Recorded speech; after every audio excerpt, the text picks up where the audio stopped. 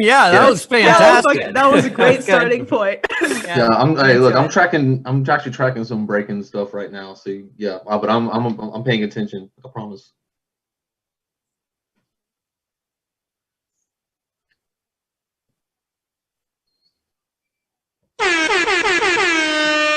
Ha ha ha.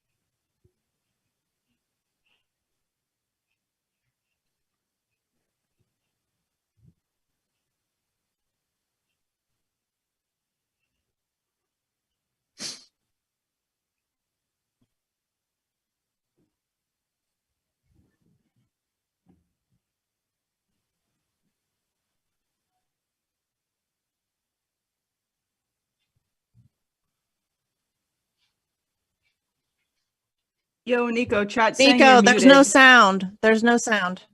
No, there's no sound. I can hear you. I can hear you too.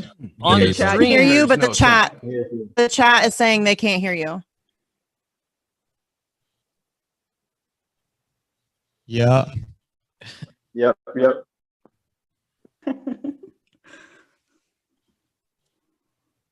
Mm-hmm. Yep. I'm waiting to see. Yeah, okay, hold on. Not yes, now we have sound. Okay. That's yes, I think so. Right? Everybody in the chat, come on. A couple people said now we can hear and now sound, so I'm guessing yes.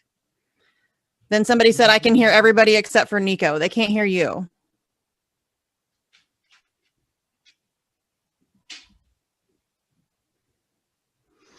If you're in the chat, if that is accurate, let me know. You can hear me, but you cannot hear Nico, correct? Yeah, Slow News Day chat, let us know.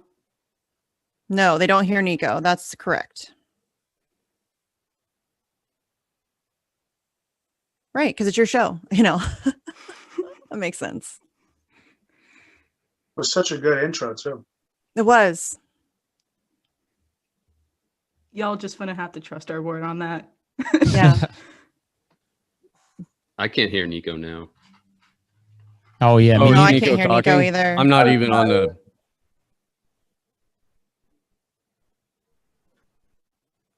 How weird.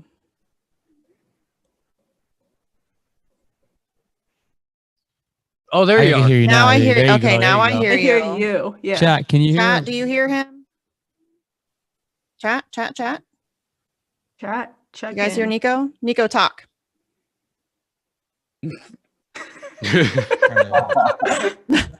Yo. What is happening? Okay, no Nico. No Nico. I'm wondering if it's behind though. Okay, no Nico still. Oh, if the stream's lagging.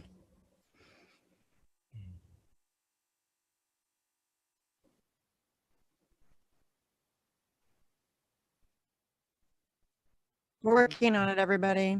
Sorry. Maybe if IT you They Nico. can't unplug hear your you. mic.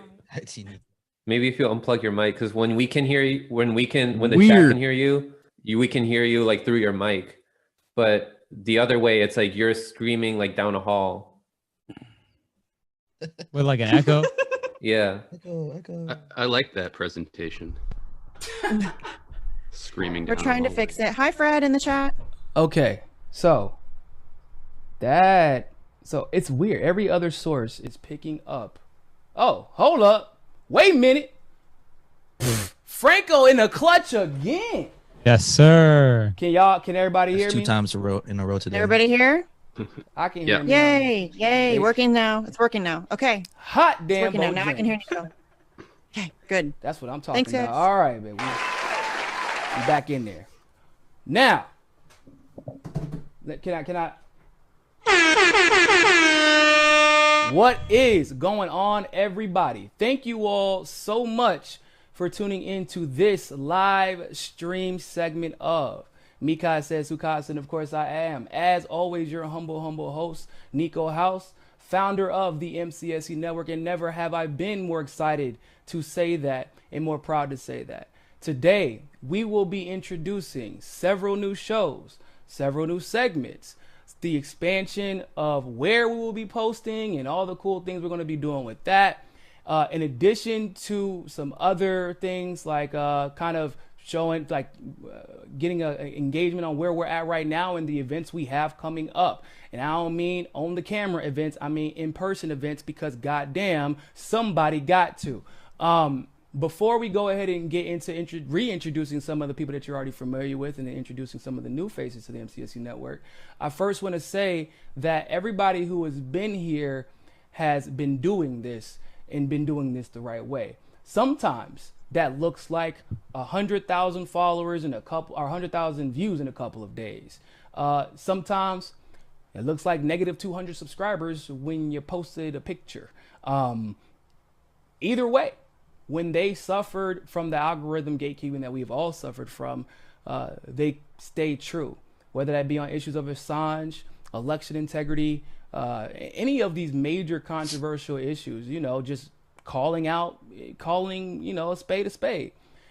That is not a difficult thing to do. I mean, not a hard thing not an easy thing to do. It's a very difficult thing to do, especially when you are a minority, especially when your first job is construction and you have an entire family depending on your income, especially when you feel the pressure from others to either conform and assimilate or be blacked out of other independent media.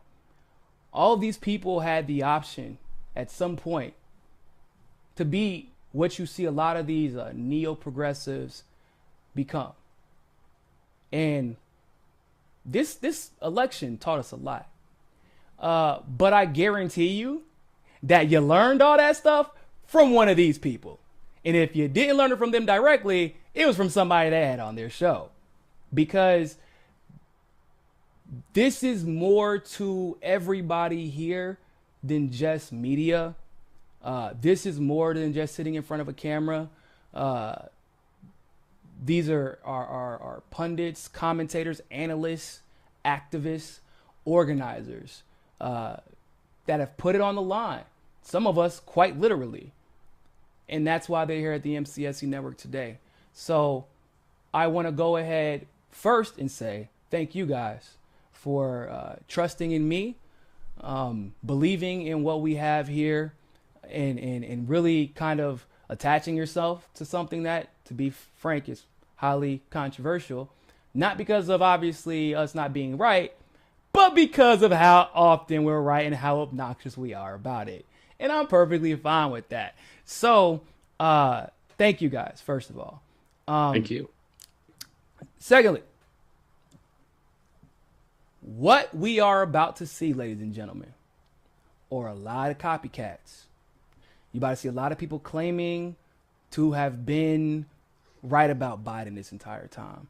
There's a lot of people. All of a sudden, now everybody want. No. You're gonna see a lot of people emulating what you after this show. You're gonna see a lot of people trying to do what we do. They can't do this because this has been years coming. Y'all just didn't know. We've been building trust.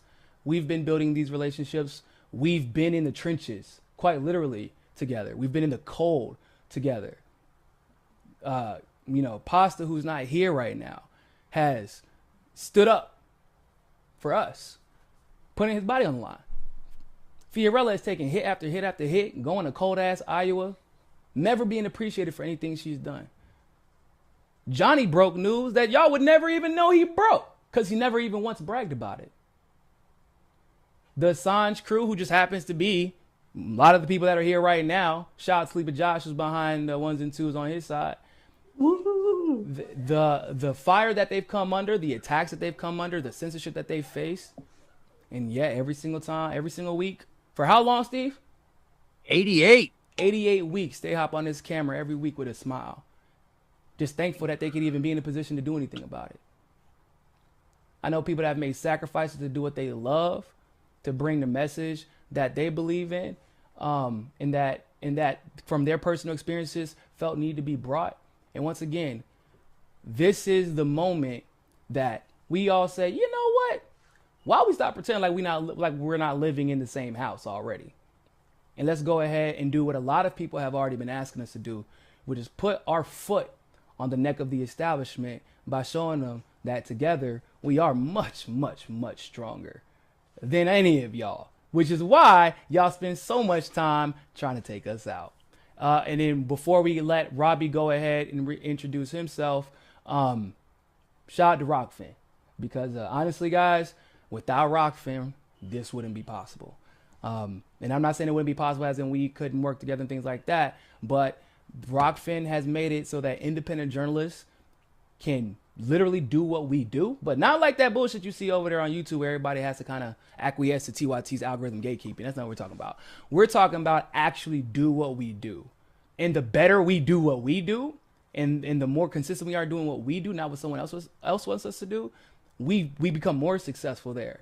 And so shout out to Rockfin, shout out to Martin and the team. We appreciate you putting us in this position and giving us a platform so that we can really put a dent in the establishment. And the establishment, by the way, guys, isn't just limited to politics. We're talking about politics, society, culture, sports, everywhere you could think of. There's somebody trying to stop someone else from succeeding for legitimate reasons. So one of the people who has been best at exposing the financial incentive for people to screw others over has been the most underappreciated man that I could think of in all of independent media. That is Robbie Yeager. Don't ask me to spell his name because I'm going to spell it wrong. Robbie, what's going on, bro? What's up, Nico? How's it going, guys? Hey. I'm finally glad we got the whole family together. Yeah. But hey, look. So go ahead, let everybody know a little bit about what you do, Okay. where they can find your work at, and why do you do this? All right. Well, I mean, my name is Robbie Yeager. Real quick, got an echo, a little bit of an echo. Yeah. An echo on me. Yeah. It's like playback almost of what you just said. Hold on. Someone's watching the stream. Yeah. There we go. There we go. Okay. Yeah. So It's the remix. Oh, I think that was me. My bad, y'all. You good? My name's Robbie Yeager. I'm the lead political finance reporter for MCSC Network. I joined up here, I want to say, August of 2019, something like that, when me and Nico first got acquainted. I do a lot of the political finance reporting that we do here on the network. I'm breaking news usually daily on at least something or another involving whether it's FEC reporting or about campaign finance donations. Maybe it's financial links to the incoming administration and maybe some, Biden's cabinet members, stuff like that. I do some investigative journalism as well, looking into some corporations and kind of their influence on the entire political sphere, the media sphere, and stuff like that. Look, I'm not hard to find. I'm usually on Twitter pretty much all day long, in between that and working. So you can find me there at RobletOFire, ROBLET and I'm also on Rockfin as well. I'm hoping I can start a little bit more video content for everybody out there to do a little bit more deep dives into some stuff that I haven't really been able to get a chance to do. But I got into this, kind of by accident, as Nico knows. I kind of was researching some things, way back in 2019, right? I was just researching something that I found interesting. And so I just wrote what I found. Oh, no. You're not going to get off that easily. Tell them what you found, Robbie. Well, the initial thing that blew up for me was my report on the Creative Artists Agency, CAA, the mega talent agency. You probably read it, or maybe, you probably at least seen it. It's called Tulsi Gabbard Has Enemies in High Places. And it was all just stemming from a WikiLeaks email where 2 CAA agents were basically like, okay, we're going to blackball Tulsi Gabbard from, from fundraising and stuff because of her stepping down from the DNC in 2016. And that just piqued my interest. So I started looking into who these people actually were in the email. And then I found out that they work for some mega talent agency that literally represents like 70% of like all media, big Hollywood actors and like their sphere of influence and just how far it actually reaches. And honestly, to this day, that report probably doesn't do it justice at all as far as digging into just how deep it all goes.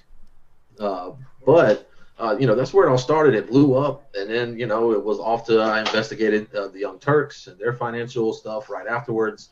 And then from there, I kind of figured out what it was that I wanted to do and how I wanted to do it. And from there on, it was just been one giant learning experience, just educating myself on what I'm doing and how to do this a better way than I was doing it previously. And I got to give Nico and, Fee and Pasta and everybody here at the network and a lot of other people too for helping me out and kind of giving me the opportunity to grow as a journalist. Look, I'm proud of the work that we've done here. And I agree with Nico when he says that, or maybe Nico and Fee both when they say it's kind of hard being right 6 months in advance all the time, right? But I feel like that's the network motto, y'all. That's a network motto. I feel like we've vindicated that, and there's not many other places out there that can. While everybody's kind of shilling for clicks, we're more interested in what the story actually is. So that's what I do. Like I'm the guy that people come to if they want to know who donated to who, how much who made when they worked for where. So that's what I do. When they don't want to do the work, and then they want to steal Robbie's work, and then they want to give him credit for his work, which is a frequent theme in Robbie's work, because I know he kind of glossed over that CAA thing, but ladies and gentlemen, go ahead and look up that politician where you're trying to figure out why they sold out. Guess what talent agency they belong to? Andrew Yang, AOC, obviously Kamala and Joe Biden. I mean, the list really does go on. And then you look at the celebrities that you wouldn't even have thought would even think about endorsing Joe Biden. And then you literally figure out that Robbie made a connection that no one else in the world had made yet. And you would think that he would have been elevated to a ridiculous degree, but his article was. And Robbie never has ever attacked anyone for taking his work. And so he knows I'm Robbie's like biggest proponent. I mean, I don't know, there's probably some other people out there too, because every time I mention Robbie's name, you guys like these super culty fans, but but I know he's not going to tell the truth about the gravity of the work that he's done. So I try to every day, and Robbie is like literally a gift to the world, because he made a connection that even, and I do a lot of pretty damn good research and can make connections. Really, I told everybody Tario was a Fed before everybody knew Tario was, and this man Robbie literally made the connection of all connections and helped us make our jobs a lot easier. So Robbie, appreciate you. Go follow Robbie on Rockfin right now. Roblet Fire. And you can follow him on YouTube, same thing, and on Twitter as well. For our next guy, Johnny Sue on the ones and twos. It's kind of funny, Johnny, because I feel like everybody never sees you. And the one time they're used to saying Pasta and Fiorella, but I'm sure they're tired of hearing them anyway. Johnny, tell us about the Convo Couch, what it is that y'all do. And if you don't mind, I actually would like for you to tell the story about, like, just briefly how you even got involved, because that was kind of like, happenstance. Yeah. Thank you, Nico. First of all, I just want to say thank you, Nico, for hosting this, and finding us and finding all these wonderful people.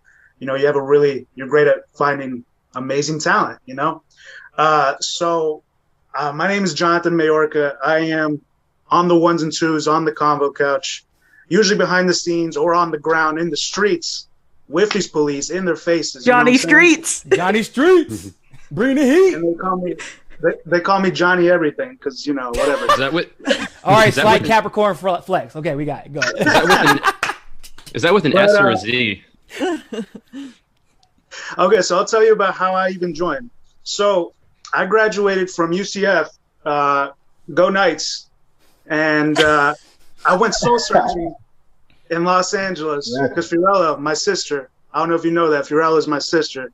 She lived out there. And, you know, I was like, oh, okay, let's see what's up in LA. Maybe I can find some jobs in my degree. And then, you know, I started, you know, hearing about the show and, you know, staying with Pasta and Fee, you know, sleeping on the couch. I actually slept on that couch. And what was it? You know, just hearing all the truth that they were telling, right? And I just had no idea about this. You know, I was in college. I was busy as hell. I was learning aerospace engineering, you know, so Calc 1 through 3, you know, differential equations, heat transfer, all these different classes. I was not paying attention to politics. You're not paying attention to politics in college unless you're in that field, right? So they needed me to help them one day, and I just picked it up. And then, you know, I just kept doing it. And then when I first joined, you know, they had 70 subscribers on YouTube. And now we're at 34.6 thousand subscribers, you know? And I just remember that when back then, you know, Nico and Fee and Pasa had been talking a lot. And then I think they watched your content, Nico. And then, you know, eventually, you know, you're like, join the MCSC. So I just want to thank you. Actually, I watched their content and I was like, yo, y'all are fire. I'm surprised nobody knows about y'all. Yeah, I knew that eventually once they got their chemistry down, they were going to get it. Yeah, I saw the same thing, Nico, which is why I stayed, and I was like, oh, let me make you guys look beautiful. There was some criticism I had for the live stream. You know, make the camera look great, bring the graphics in, make this more like a learning session and stuff like that. So there was a lot of truth being told there, and that's what I think a lot of people here have in common, is that they all tell the truth, and there's no bullshit. They all keep it real. This is what MCSC Network is about, and that's why we're happy to be a part of it. We're happy that Nico brought us on. We're happy that Nico's bringing on more people. We're building a movement. We're building a coalition, a rainbow coalition, and it's gonna that's just true. I didn't even think about that. keep excelling. It's gonna keep growing, and we're here for it. So thank you, Nico. Hey man, thank you. And so when Johnny said he in these streets, y'all, that is not hyperbole. For a good 2 months, these motherfuckers had my blood pressure high. Johnny got arrested. He didn't mention that part. Johnny and Fee got arrested. Of course, Johnny and Fee also saved me from getting arrested. Yeah, that's another one I had to worry about. We're gonna get to her in a second. Because when everybody else was trying to talk and pontificate from behind their desk about what they thought was going on at these protests, Johnny and Pasta and Fiorella were in LA talking to both sides unapologetically. And in the moment that they just treated them with any type of dignity, all of a sudden they were much more open and receptive to what they had to say and realized that they had more in common, you know, than they originally thought. Going to Portland, y'all don't even know, on election night and during the primaries, Johnny just randomly was like, "Hey man, I'm going to the elections office. I'm just going." In New Hampshire? No. I'm talking about in Cali. Remember when you went to that office to watch votes be counted, and then they wouldn't let you in? So you're like, "Bitch, I'm gonna watch this live stream all night." Yeah. All night. Yeah, there's a 12-hour live stream of watching the ballots because they had cameras in there. But I went down there and I stayed till like 3 a.m. Yep. And he just sat there and watched and watched and watched. And, you know, you know, they all are just kind of like get up and go. And I'm kind of more of a planner, but first of all, don't give them no damn plans. They're not going to show up on time. Johnny might be the only one there. But goddamn, boy, when they get up, don't be prepared to stop anytime soon. Because I remember when we was in New Hampshire, I'm exhausted, bro. I'm like, yo, we've been up since like 6 a.m. You know, we get up. We about to pack up, go to bed. You know, can't wait for the primary tomorrow. Hey guys, want to go to the mountains and watch the first ballot in the country be cast? Well, no, not really. Well, we're going anyway. Well, shit, I guess I'm along for the ride. Let's go. And that's the kind of passion. They kind of remind me all the time why I do this. Every time we would get together, it would be rejuvenating, basically, because it's just, you know, when you're like a genuine family, you can't replace that. That's one of the reasons we all be butting heads. We be arguing. I be calling, what the fuck is wrong with y'all now? Man, da-da-da-da. Then I'm like, all right, whatever. I'll give it a week. Man, we just love each other so much, bro. We can't break up, man. That's a family. And it's dope that Johnny because he kind of like, once again, just glossed over. Yeah, I was kind of going to school for aerospace engineering, and I could have just made millions of dollars, but instead I decided to go to California to couch surf on my sister's couch, because I was so inspired by what my older sister was doing that I had to help it. That's that shit. That's also Capricorn shit. But that's what we need more of. I guarantee you that 99% of all these YouTubers out here, they not start sitting on nobody damn couch to not make hundreds of thousands of dollars a year, to do anything for anybody else but themselves, let alone for somebody else. So Johnny, in the Convo Couch, I know Fee, I know you laying down, probably sleep. No, she's probably talking shit to somebody on Twitter right now, to be real with you. That's what. Right? Pasta, guys, y'all were the first. I appreciate you. What we built together, we will never, I don't know if that'll ever be replicated again, because we just kind of all hit the right stride at the right time. And like I said earlier when the group DM, like the amount of trust that y'all had to have in me when I told y'all, like, hey bro, we're gonna be interviewing presidential candidates and we're gonna be doing da-da-da-da. And they're, they were like, oh okay, all right man, we don't know how we're gonna get there, but we're gonna hop in this car. And here we are. And oh, by the way, the election integrity stuff. So whereas Robbie is the expert on financial stuff, I actually, and this is hereby officially, I'm relinquishing my election integrity title. That's Convo Couch. That's all day, every day. Pasta told me when he saw my interview on RT, on Lee Cam show, he was like, when he saw election integrity activists, he said, that's what I want to do. That's what I'm going to do. He said, by the time I'm done here, I'm going to be an election integrity activist. And shit, yeah, he took that shit to a different level. Pasta takes things real personally, okay? He don't never just stop, okay? These people be up all damn night, not sleeping, to break this election integrity news that everybody denied for a long time, over and over and over again, and yet the Convo Couch is proven right over and over and over again. Why? Because they're not wondering what Alex Padilla said from the LA Times. They're actually interviewing Alex Padilla and holding him accountable themselves at his office. So there was no question about what was said because they were there when he said it. They're looking at the financials. They're going to the election offices. They're looking at the machines. They're going to these positions, these polls, and they're traveling the country. Fiorello was the one who broke the Iowa shit. And Fiorello was also the one who saved Bernie's campaign in Iowa and no one will ever know. Because there were 12 precinct captains that were not in place for some reason. Guess who revealed that? And guess how many precincts Bernie won by? 12. That's the type of work the Convo Couch does. So I appreciate you guys. Thank you so much. Go follow the Convo Couch on Rockfin and on Twitter and on YouTube. Do we got any of the old heads here now? No more old heads? Okay. I'm saving myself for last. So I'm gonna let Glory go first, and I'm gonna let you go, Steve. Go ahead, Glory. Shit. Okay. Hi, I'm Glory. I'm 20 and I'm currently a student. Don't act shy now. Don't be trying to act all shy. Yeah, shit. okay. This suddenly started anxious. sounding like a dating thing. Listen, like if you told me this shit like a year ago, I wouldn't believe you. Dead ass. Like a year ago, if you told me, yeah, fucking March 10, 2021, you gonna be joining the network, I wouldn't believe you. So I'm a bit gassed. But yeah. And I mean, y'all know me. I'm a woman of the chats, first and foremost. I've been like in and out of almost every indie media chat. And that's how all of these guys here know me, the chats and Twitter. I've been on the ground for a while now between volunteering for Tulsi. I really ramped it up this summer when I kind of got slightly more time. Not really slightly more time, but like enough time to be able to do what I wanted to do. So I started getting on the ground with just all kinds of actions, really. And when I came to LA, that was when I started getting, closer with Convo Couch and stuff. And I did a shit ton of stuff with them. It was quite a bonding experience to be in a room with them for 8 hours in a chambers room at a Board of Supervisors meeting after the LA County Super Tuesday, whatever that was.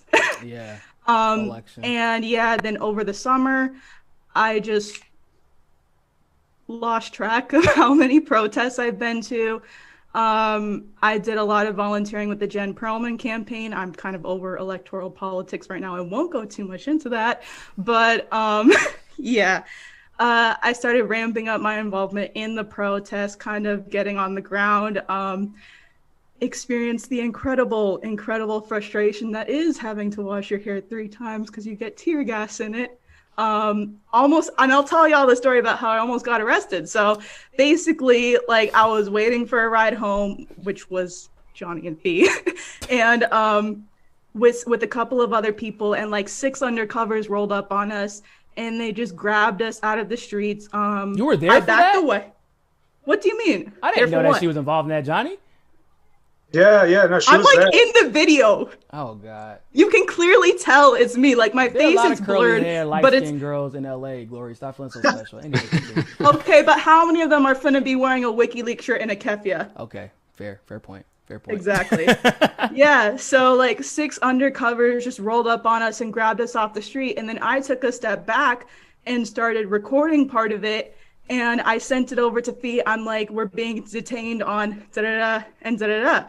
And here comes Johnny running over, you know, carrying his little light thing. If you ever seen him on the ground, you know he carries that big ass light thing, and he's like, "What's going on here, officer?" So yeah, he comes running over, is able to capture like all of our stuff being illegally searched. He captures us being illegally photographed with the officers' mobile phones, and then later I would actually get the chance to press Sheriff Alex bitch nueva cunt about it. Granted, he didn't answer my question, but I still yelled at him about it. And yeah, that's kind of the end of that story. And then I'm trying to get my timelines right. I think it was in September when Steve comes into the picture and stole you? Yeah, I remember. I know, right? Yeah. Sorry, Steve, but so Convo Couch, I was on the ground with them a lot, and they were softly... Wait, real quick.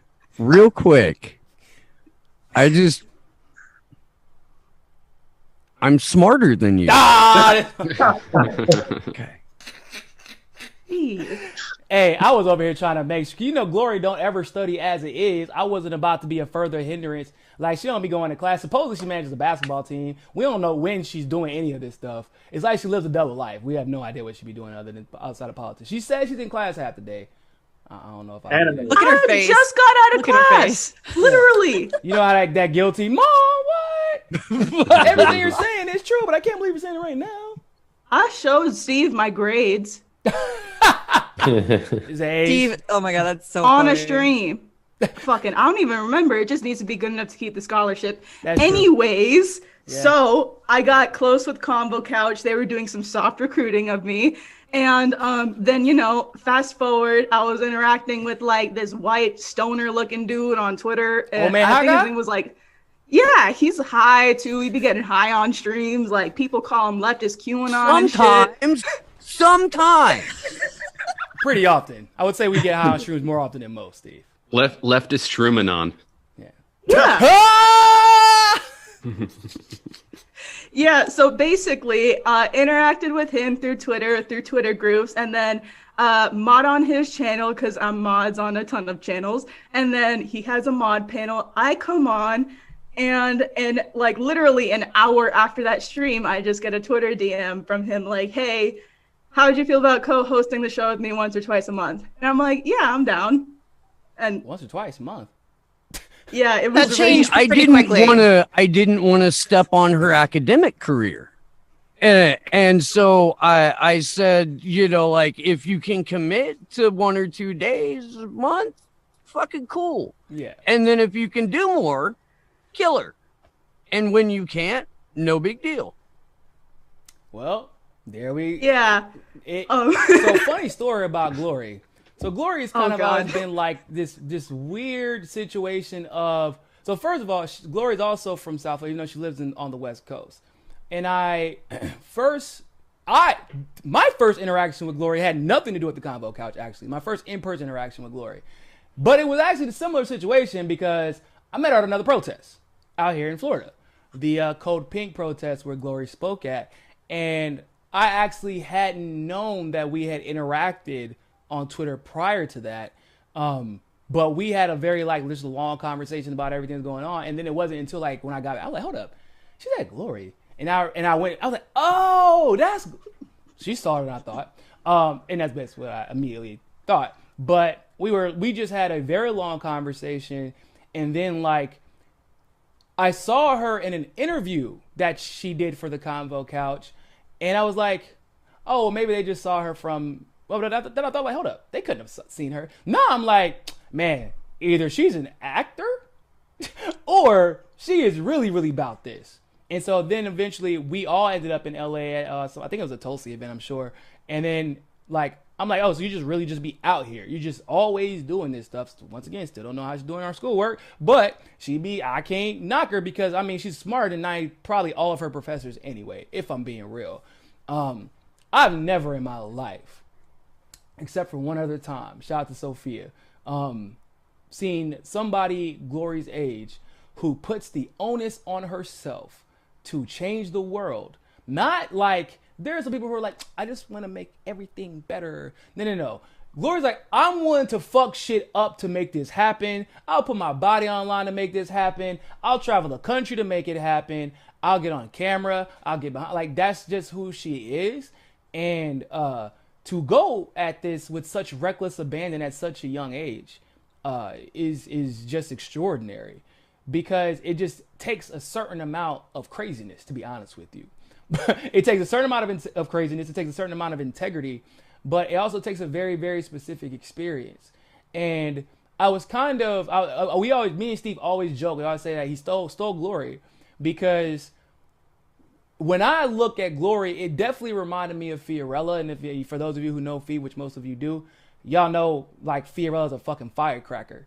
Like if you set her off, you better stand the fuck back. Like, and because you're done. And when she gets on her warpath, which is not a bad thing, she's not stopping for you just because you told her to. She's not stopping for your clout. And this industry, I'm sure everybody here would agree, is full of basically a lot of white guys chasing clout. And the biggest threat to them is a Glory, is a Fiorella, is someone who they can't, hey, you want to join my network and I'll put you on. You want me to introduce you to TYT? You want me to retweet you? Glory has never given a damn about any of that stuff. And she hasn't, she at the time had no clout to ride on. We all started becoming friends and respecting Glory for her intellect in completely separate circumstances, and we all happen to be friends. And we're like, Can I just say that would be a horrible shroom trip to have somebody come up to you and say, "Can I introduce you to TYT?" Oh God. Oh God, yeah, you might eat his face. That would be horrible. Even though I've never had a horrible shroom trip, but it's because I'm woke and I see the universe through my pupils. So, but Glory, I appreciate you. We appreciate you. I really, really hope that you continue to inspire, the people around your age, because generation, y'all the Zoomers, right? Yeah, man. Like they got their heart in the right place, but they rely way too much on social media to figure out how to feel about literally anything and everything. And that's where I kind of make the appeal to y'all as well to help me de-sheepdog some people, because the energy is very much there, but there's a very clear and present danger of it getting co-opted, especially with the Great Reset. And I'll just cap it all off before you finish by saying I'm really, really, really excited and thankful for everybody on this call for just seeing something in me and being like, oh yeah, I can have that on. And, letting me get out kind of my warnings and just trying to do what I can to help. So, yeah. Thank you for spending literally the rest of your day with one of us in some way, form, or fashion every single day. I had a great time in college now, but granted, when I started doing this full time and when I was running Bernie's organization, that was in my opinion, surface level, as much as work as it was. The work you do, every time Glory would come on my show just casually, or I'm like, hold on, I didn't know this. How did you know? How the hell did you know this and I didn't know this? And when I say that, which is very, very rare, and matter of fact, the rare circumstance that it happens is probably with everyone on this show right now, saying Fiorella and Pasta. Like, and when that happens from a 20-year-old who's in the same space as me, but like is constantly dropping facts to me that I did not know, that's something special. And once again, you know, and we have this conversation a lot on the side, but that's what experience is driving you to learn, because you know how much it means. And that's something that can't be replicated. That's something you got to go through. So I appreciate you, Glory. And I got to now introduce the guy, Hi Guy Steve. Scoop gang. Scoop gang. Scoop gang. Steve, bro, y'all been through it. Sleepy Josh is, you know, his producer. That he's not here, but he's the tech guy. And we're gonna introduce Misty and Jesse too. And we're missing some people from the Assange vigils. But this has been a full-time job for you for the last couple of years now. YouTube, you wouldn't know it because YouTube was trying to shut you down basically in one form or another. And I'm talking about from personal experience, because they came to the MCSC network just to ask to stream on the MCSC network, just to increase their audience. I would get on there and do a stream, get 400, 500 people watching at once.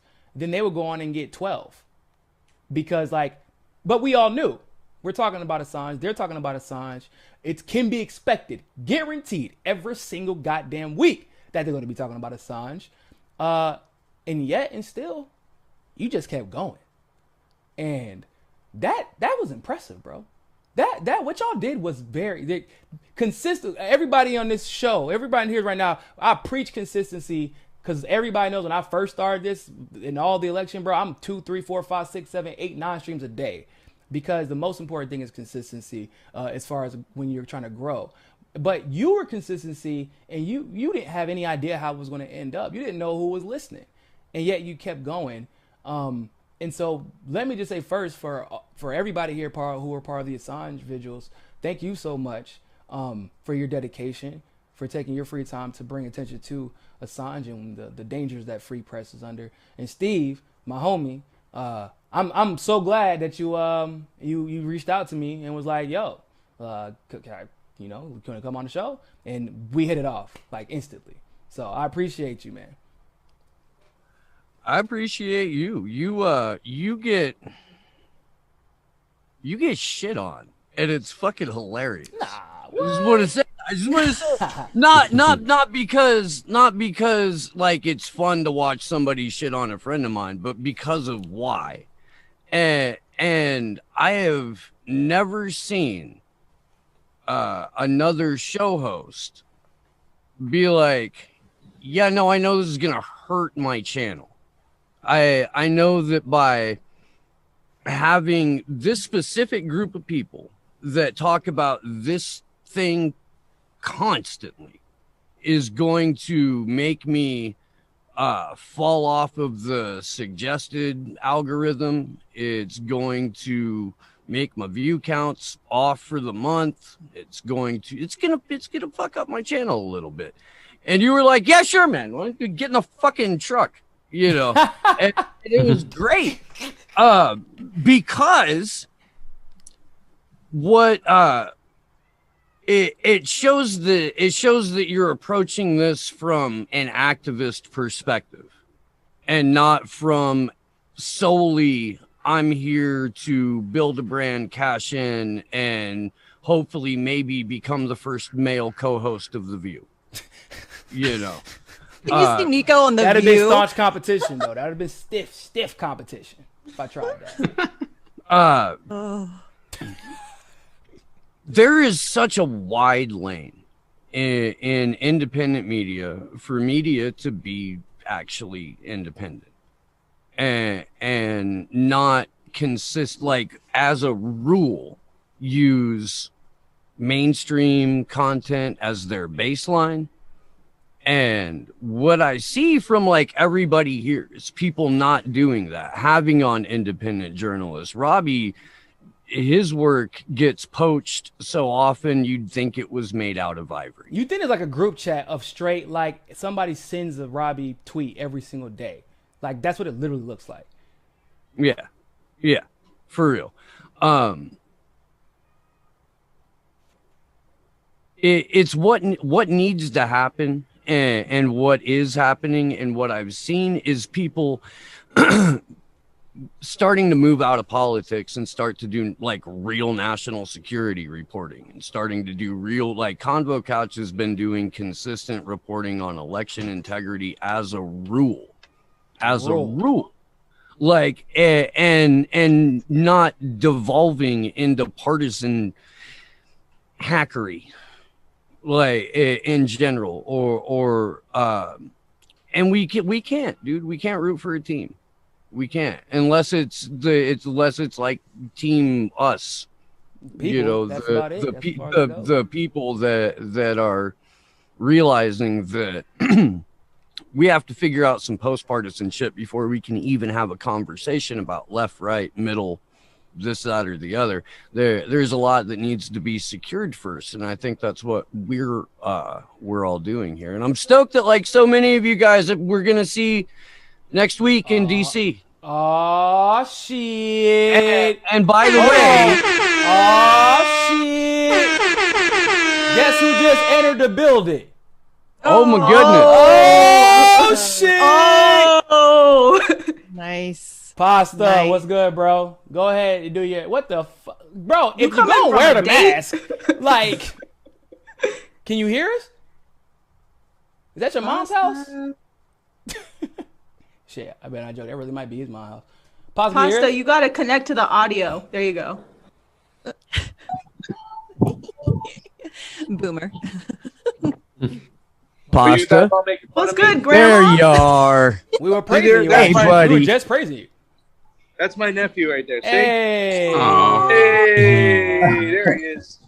Yes, Pasta's one of those uncles who never stops talking about his nephew. Yes, he's one of those uncles. That's okay. That's good. What's up, Pasta? You want to introduce yourself to everybody real quick?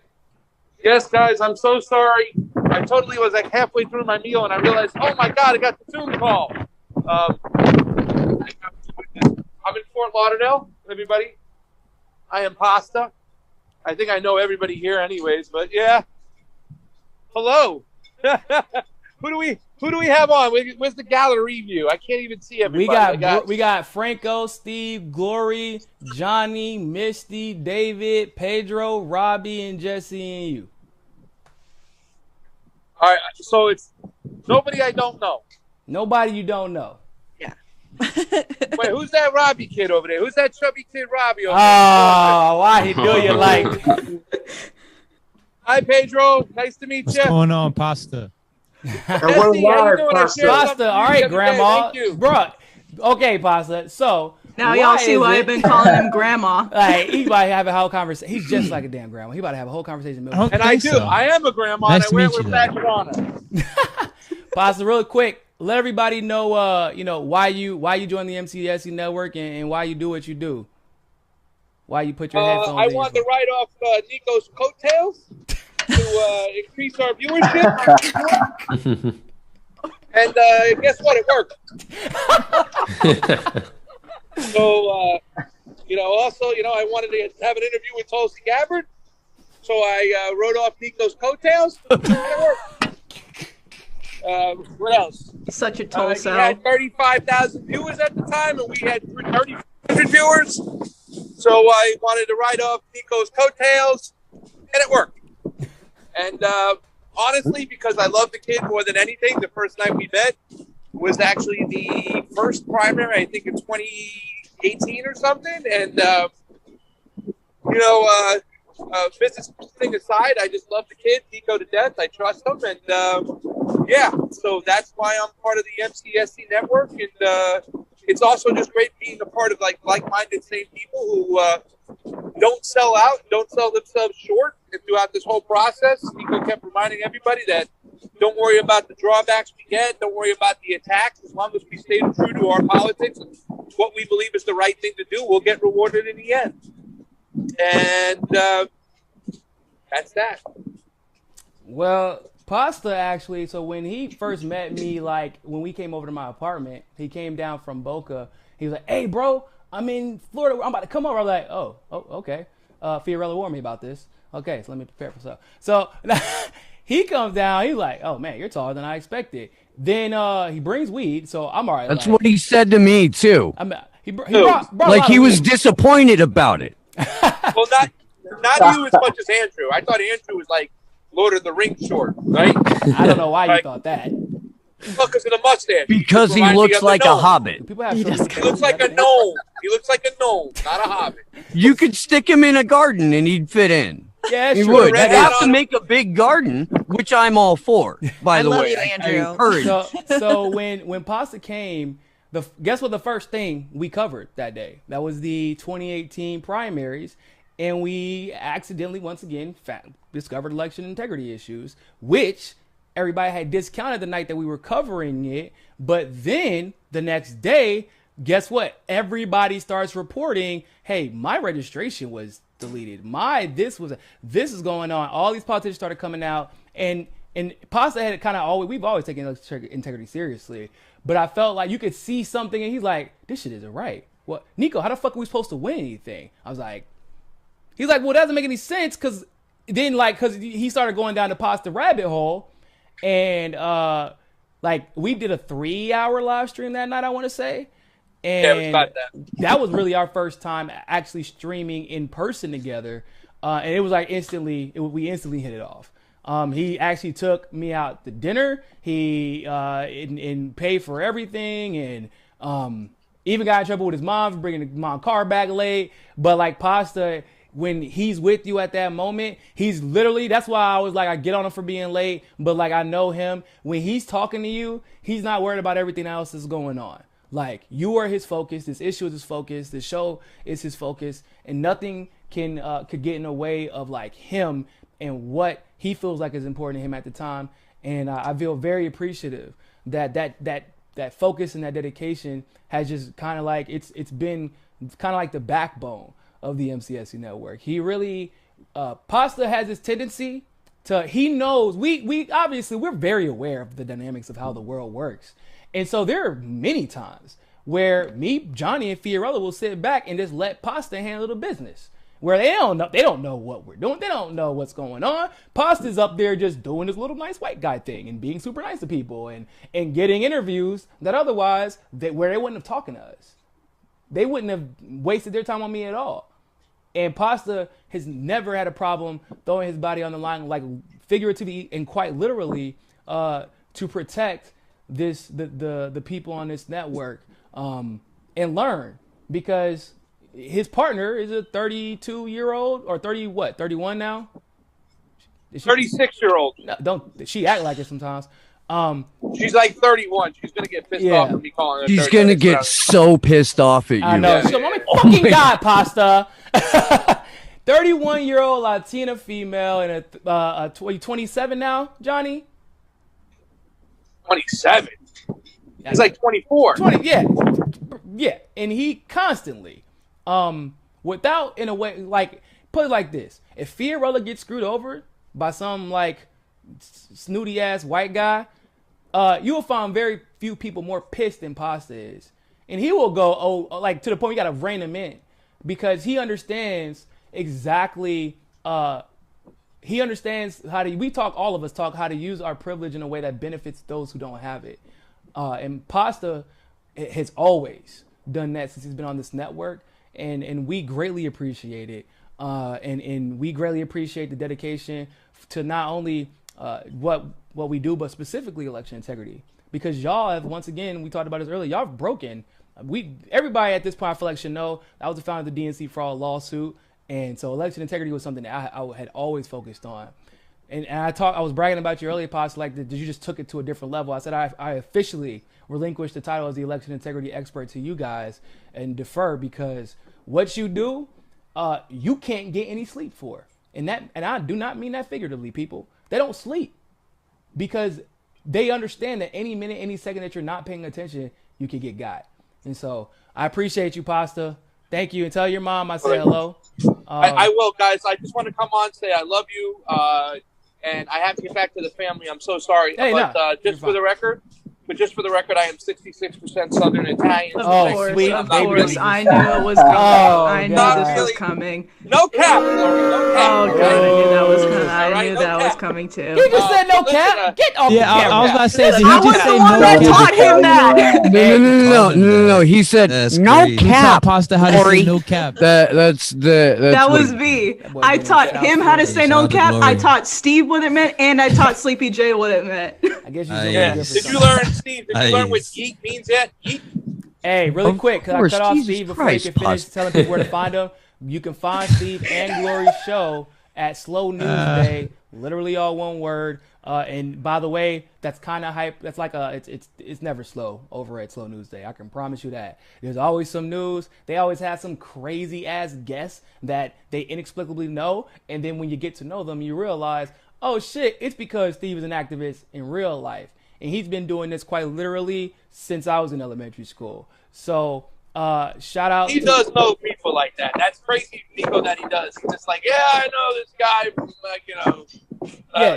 Yeah, you know, I know this guy who like exposed the entire deep state with one Yeah, keystroke. I know. You know, he's just coming on the show today to chill. You know. I know the first Anon. I know what I'm saying. Hey, you can only do that if you're really doing this shit, man. So go ahead, Steve. Nothing, man.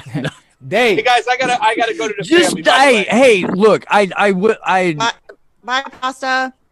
love you, Pasta. I do. Bye, Grandma. Steve, I love you guys. you. I look forward to seeing you in a couple Peace. days. Nico, I'll see you Friday. All right, Hey, bro. Dave, we got to do some sports stuff because as we're growing this network, I think the sports-minded people got to get more involved too as well. And I know Nico Yes, kind of mentioned sir. some stuff. Absolutely. We got to get that money in that Do it. cheese. Yeah. Hey, Yeah. absolutely. Make it Love you happen. guys. Love you too, Oh bro. wait. I-O. Oh, Bye. God. Take care, Pasta. Love you, Tar! Grandma. Pasta. So, if you don't mind, Misty Jesse, I'm gonna go ahead and get David knocked out because I think he got somewhere to be after this. So, are y'all okay with that? Yeah, Sure. that's fine. Okay, Go cool. for it, dude. Dave, No, man. David, What's up? for those of you who do not know, is my best friend. Not like kinda. I'm talking about like 8-flip car accident, scars on my arm. Damn. Should have died, bro. We should be I don't have to dead. bring that up right now. You don't have to talk about the staples in my head right now. Hey, look, we was some party animals, y'all. We was riding around and Oh, yeah. getting it quite literally, okay? We used to ride around drinking the military special. Literally, it's like a $7 handle of vodka because we was college. When you're students. young and invincible. We thought we was invincible, man, and we were, you know, we just got in an accident. The car axle messed up, and we got in an 8-flip car accident. And David's mom was actually the first one to show up. And I was actually crying because I felt like it was my fault. And she was like, it's not your fault. It's okay. I'm not mad at you. And David, time and time again, every time that I wanted to do something that everybody else would condemn, like, nah, you should just focus on this. You can make more money doing this. You should be like this. You should dress like this. He was always like, no, fuck that, bro. Just do what you want to do, man. I trust you. Like, they don't get... And every time I would have an idea, I'm talking 3 or 4 hours on the phone about it to David. And my love for the analytics side of basketball and sports in general, my love for the culture and how that all tied back into politics when it came to basketball came from these conversations that me and Dave would have where we're talking about like trying to understand like why players act the way they do in certain situations through our interpersonal relationships with other people, and you could actually predict a lot of shit by just that alone. And for a long time, Dave wanted to do sports. That has always been his first love. But he's great at other things as well. And although that's not what he got his degree in, when he had the opportunity to start this again, and luckily I had fortunately been put in a position to do this. It was my time. It was my turn to be like, "Hey, bro, do what the fuck you love. I got you." And so, And I'm so excited to join MCSC, man. So I'm Dave, so excited about it. let him know. Double tech. Double tech. Yeah, DT. double tech. Me and Nico hosting our basketball show about LeBron, LaMelo, and the basketball minds, the philosophy and psychology of the game, how relationships influence what you can expect to see on the court, how players are traded, how the money moves, and whether we're going to see the next great legacy or just the next dud in the league based on how a guy's going to react to the bright lights. So very excited to bring that to MCSC. We know that the NBA is the league that I feel allows the most crossover with the political conversation because they are activists more so than the other sports. And so the NBA is a great arena for crossover to MCSC Network and the other creators. We're excited to get started. We want to be doing not only analysis, but, breakdowns, highlights, keeping things always fast-paced, high octane. Hey, listen, y'all. If y'all want to know what's about to happen, bro, like I'm talking about not just tell y'all what's about to happen, but he will tell you, well, that can't happen because this team has this exact cap space. And so they would have to move this pick, because all things flow through Detroit. Boston's trade exception. Don't forget about it. Say what? Trade exception. Yeah, there you go. Boston's trade exception. Hey, look, all things flow through Detroit only because Detroit has to give it away before they go and win a championship with somebody else, and that's Davis. Oh, I'm a D-Town fan at heart, man. Every sport, I gotta suffer with the Lions. Come on now. Oh my gosh. Listen, I respect that. I respect that. So for my birthday, right? I don't remember what year it was, but it was my birthday. It was a Sunday, and at that point, David had never ever missed a single Detroit Lions game with his parents. Ever. Yes, ever. Since 2002. So like I was 9 years old. From 9 years old until now, I've missed one game. And it was actually, so it was my birthday. I was having a party, and they were like, you got lucky it was a Saturday NFL game too. Yeah, there you go. And his dad was like, man, fuck the Lions. Like, go party with your friend. What the fuck? Like, don't stay here watching shitstorm. Yeah. And like, he shows up, and for everybody else, they're like, oh, why are you so excited he's here right now?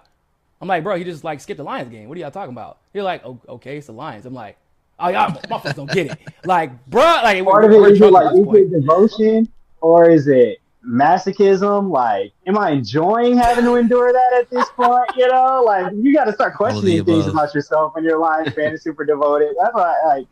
They always go back though. They're like they're the abusive spouse. They're the abuse spouse, bro. They're the abuse spouse. Stafford for golf and for another 5-year rebuild. So. But he shows I just hope up. the Pistons in this great thing. He shows up to the house, and it's the biggest deal in the world. But like, it's because like when I tell you that's like when we talk about sports, it never stops with sports, and that's why we were like, we gotta do a show about sports because it needs this conversation that we have need to be had. We cover stuff that traditionally people don't even talk about in sports, like the double standard for some players. Malik Beasley, what he just went through, where he was protecting his home. And now he's going to have to serve in jail, right? As like basically coming up on a contract year after he's having the season of his life, and he's being treated ridiculously for defending himself in home in a state where it's he can't carry the weapon that he had because he was protecting his home, and like that conversation is not getting enough attention. Therefore, Malik Beasley is kind of being left under the bus because he's not one of the superstar, highly recruited, like AAU, Adidas, Jordan brand, Nike brand type players. And like that story, just like in politics, is just as important because you never know what it could be if he actually got attention to that story and could now that he knows he'll get the attention and get some coverage for that type of attention rather than clickbait. Well, damn. Well, maybe I might become a Second Amendment activist and actually teach black people how to use their weapon and train them to react in the right way in the right situation, et cetera, et cetera. Because what I think that all of us have seen that pressure burst pipes, and when people feel like they have like allies, then they'll be much quicker to go out and do the right thing. And that's one of the things that we have both been like, nah, we're going to stand with the players because at the end of the day, we're advocate for the players because the owners don't need any help. We're labor first in everything. They run the game. Yeah. So appreciate you, Dave, man. Double tag. Oh yeah, absolutely. Y'all can find Double us. tag, and we want to thank Rockfin. Also, we know that the NBA can still be more fleshed out in terms of the Rockfin platform. So all of us here at MCSC have to take advantage of that opportunity. There's an avenue for us. There's an audience for it, and basketball is the global game now. So we have to get on it, guys. And it's beautiful a lot of dumbass motherfuckers using their platform to say some dumbass shit in basketball and they know better. So even there, and we hold people accountable too. Yeah, we do. So Double Tech, DOUBLE Double Tech. Find us on Check Rockfin. us out on YouTube. Go ahead. Check us out on YouTube and Rockfin at Double Tech. myself at David Domino. Did And then you where put to up a find picture Nico. yet? As it said, damn Detroit D. It's still the Detroit D, man. Don't worry. Go out of my way. Just hide it. It's like the paper bag over the face. All right, Alejandro, we see the hair in your face, bro. It's okay, man. Dave moved to Miami, and that's not his, his shirt open, his hair hanging in his face. Oh yeah, that 305 live. You see me sweating in the video. I got you. Come on. When he gets like this, we That's call the him Shams middle vibe going on name. there. Big Shams vibes. But when he listens to Jay-Z, he goes from David to Alejandro to Just Dro. Speaking of which, we got the HMO podcast in the building, who are also going to be talking about. They actually got into the same room today for this stream. That's right. That's right. Same room. So go ahead and introduce yourself, fellas. Go ahead, you first, man. What's up, guys? I am Brooks. I am a co-founder of HMO Podcast.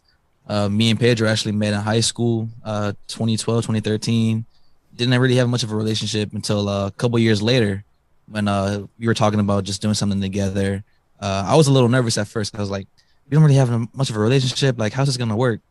A couple months later, got inspired from it. And ever since then, man, this guy's been like one of my best friends, a brother for me. And, we've been doing this since 2017. Been a great journey. And Nico, thank you for having us on, bro. Of course. Hey, look, we actually, so they had us on to do a sports show. Franco actually linked this up. He's going to be going next. And it was interesting because when we all got on, so it was me, David, Pedro, and Brooks. And the way that Pedro ran that podcast and the questions that they were asking and the way their synergy worked, it was like, I was kind of fascinated, to be honest with you. And I was like, yo, I'm like, they got something here. And y'all know my goal has always been, because in order for us to really take advantage of this culture and change it, we got to still be in touch with the culture. And we got to have a way to connect the culture with what we're doing here at the MCSC Network on the politics and social justice side. And y'all are very, very much so in tune.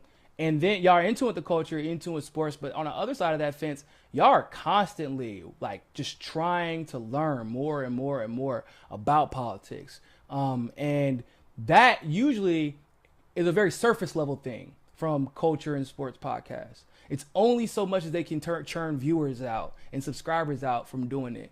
It wasn't like that with y'all. Y'all are just like, oh, I happen to be interested in this too, and I want to learn more about it because I know it's going to, I care about it, I know it's important, and I know it's going to make me better as a person. And honestly, it makes your analysis better when you can analyze politics correctly because, shit, the NBA and the NFL at this point is definitely just mostly politics at this point. So, all politics. Can't avoid it now. Can't avoid it at all, right? man. Shout out to Justin Jackson, too. Hey, my guy Justin, man. Yes, sir. Coming to Rockfin, by the way. Hey. But yeah, so I'm the second half of oh, sorry, Nico. Go ahead. I was just going to go ahead and say I'm the second half of Hear Me Out podcast. So like Brooks said, we met at my old job, and I was a big fan of this guy's sports blogging. That's actually how he got started. He wasn't doing anything behind the mic. He was on the keyboard killing it, had some on-point predictions about our local Washington Wizards back like, what was it? Okay, like just because you predicted they was gonna suck, that don't really like. It was on point though. I think it might have been. It was the Knicks. The Knicks, right? All right, but point being, this guy's whole Eastern Conference power rankings, it was on point. So I kind of got drawn in from there. I would show him some of my stuff. He would show me some of his stuff, and I decided he decided what better idea than for us to link up. Like you told us last time we spoke, collaborations are so important, especially when it comes to being content creators and when it comes to the sports realm too. Putting a bunch of sports minds in the same room, it's really fun what we do, and we point a lot of stuff that ESPN may not be talking about, things that other bigger networks may try to shy away from. And like you said, we just been some sponges trying to soak up all the game we can. Hey man, y'all out here dishing game too, bro. But we started using some of y'all's model because and once again, if I can learn something from you, and that, because like when we've been doing this as long as we have, when you can learn something that's like, I'm like, damn, why didn't I think of that? You know what? I need them. Y'all need to come over here. And yeah, I gloried y'all. Okay, I had to glory y'all us like Coach K, man. Huh? So where can people find y'all at? on YouTube, and they're gonna be on Rockfin too. I am actually that's me. That's my bad. I've been fucking hellaciously busy the last couple of days, but I'm gonna get y'all linked up. We're gonna get y'all on Rockfin too. But where can they find you on YouTube? So as of right now on YouTube, it's going to be HMO exclamation podcast. That's Hear Me Out podcast. On SoundCloud, it's HMO podcast. On Apple Podcast, same thing. Hear Me Out, all one word with the exclamation podcast.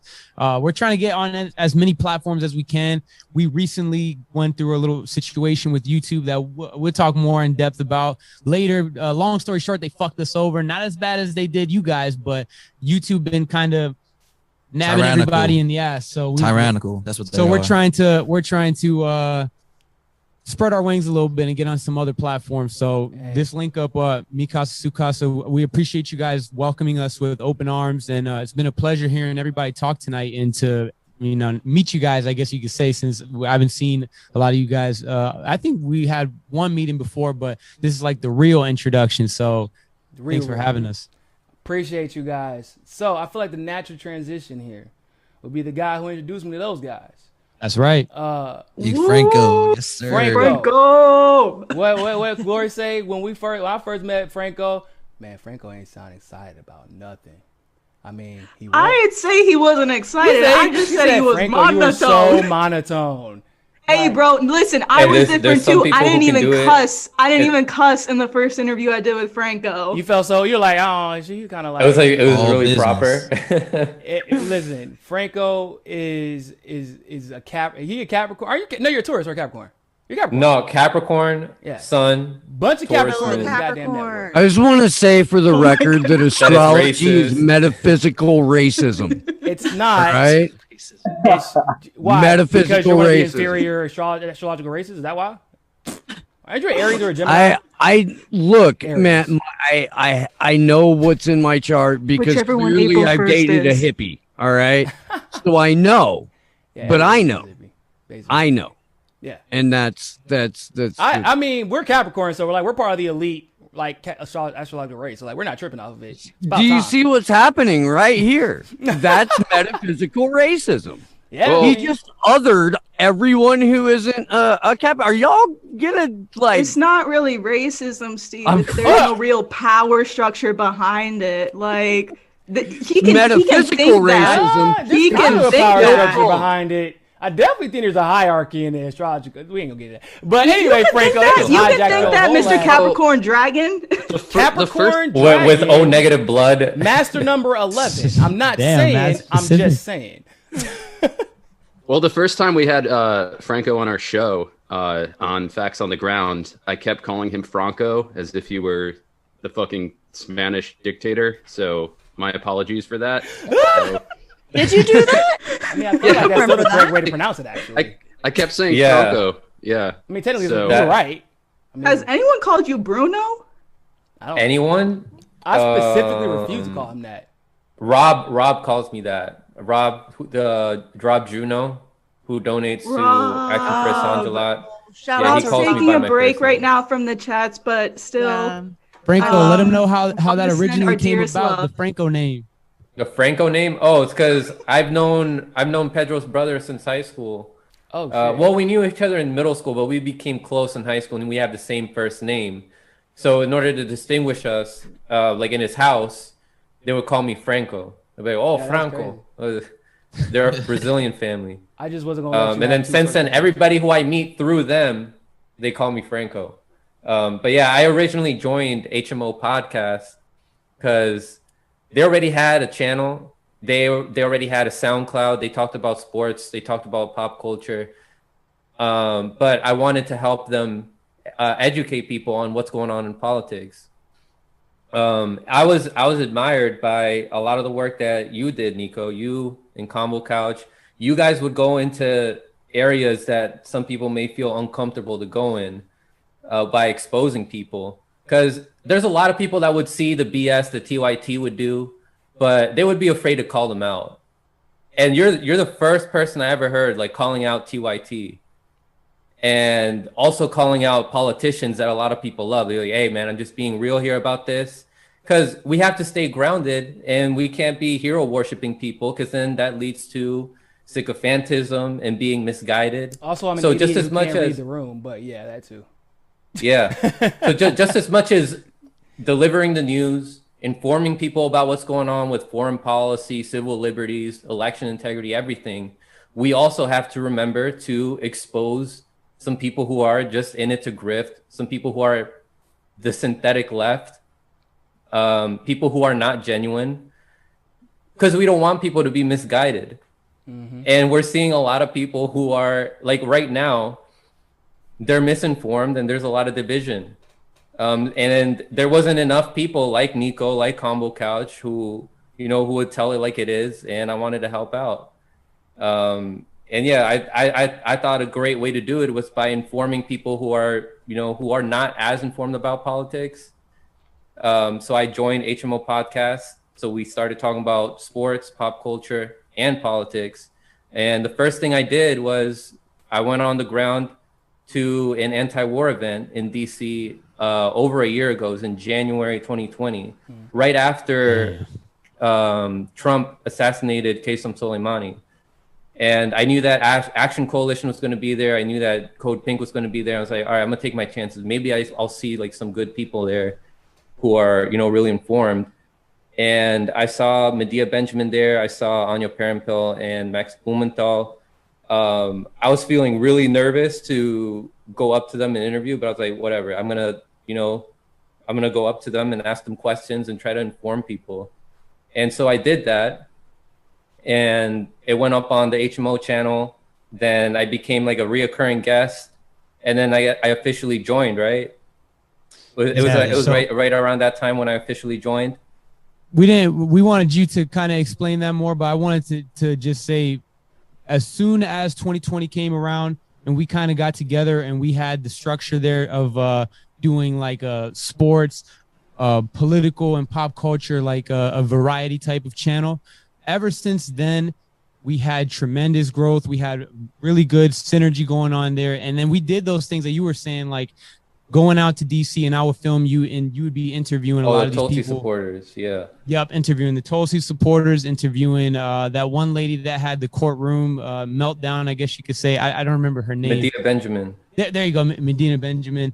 And I watched you just kind of evolve right before my eyes and go from doing things that I knew that you didn't feel too comfortable doing to being able to do it easily and having the consistency. Like Nico was saying, consistency being so important, going from, a few videos a week to really a few videos a day at this point. And hey, man, the journey has been crazy, man. And I just want to say one more thing about Franco too. This guy started a channel in, what was it, like April? 6 months later, he had 1K subs. It was an amazing journey to see, Franco. Thank you so much for putting us on the politics, man. Because I'm kind of mad at you because now I'm mad all the time just thinking about what's going on. Knowing shit sucks, and like, doesn't it? Doesn't knowing shit hurt?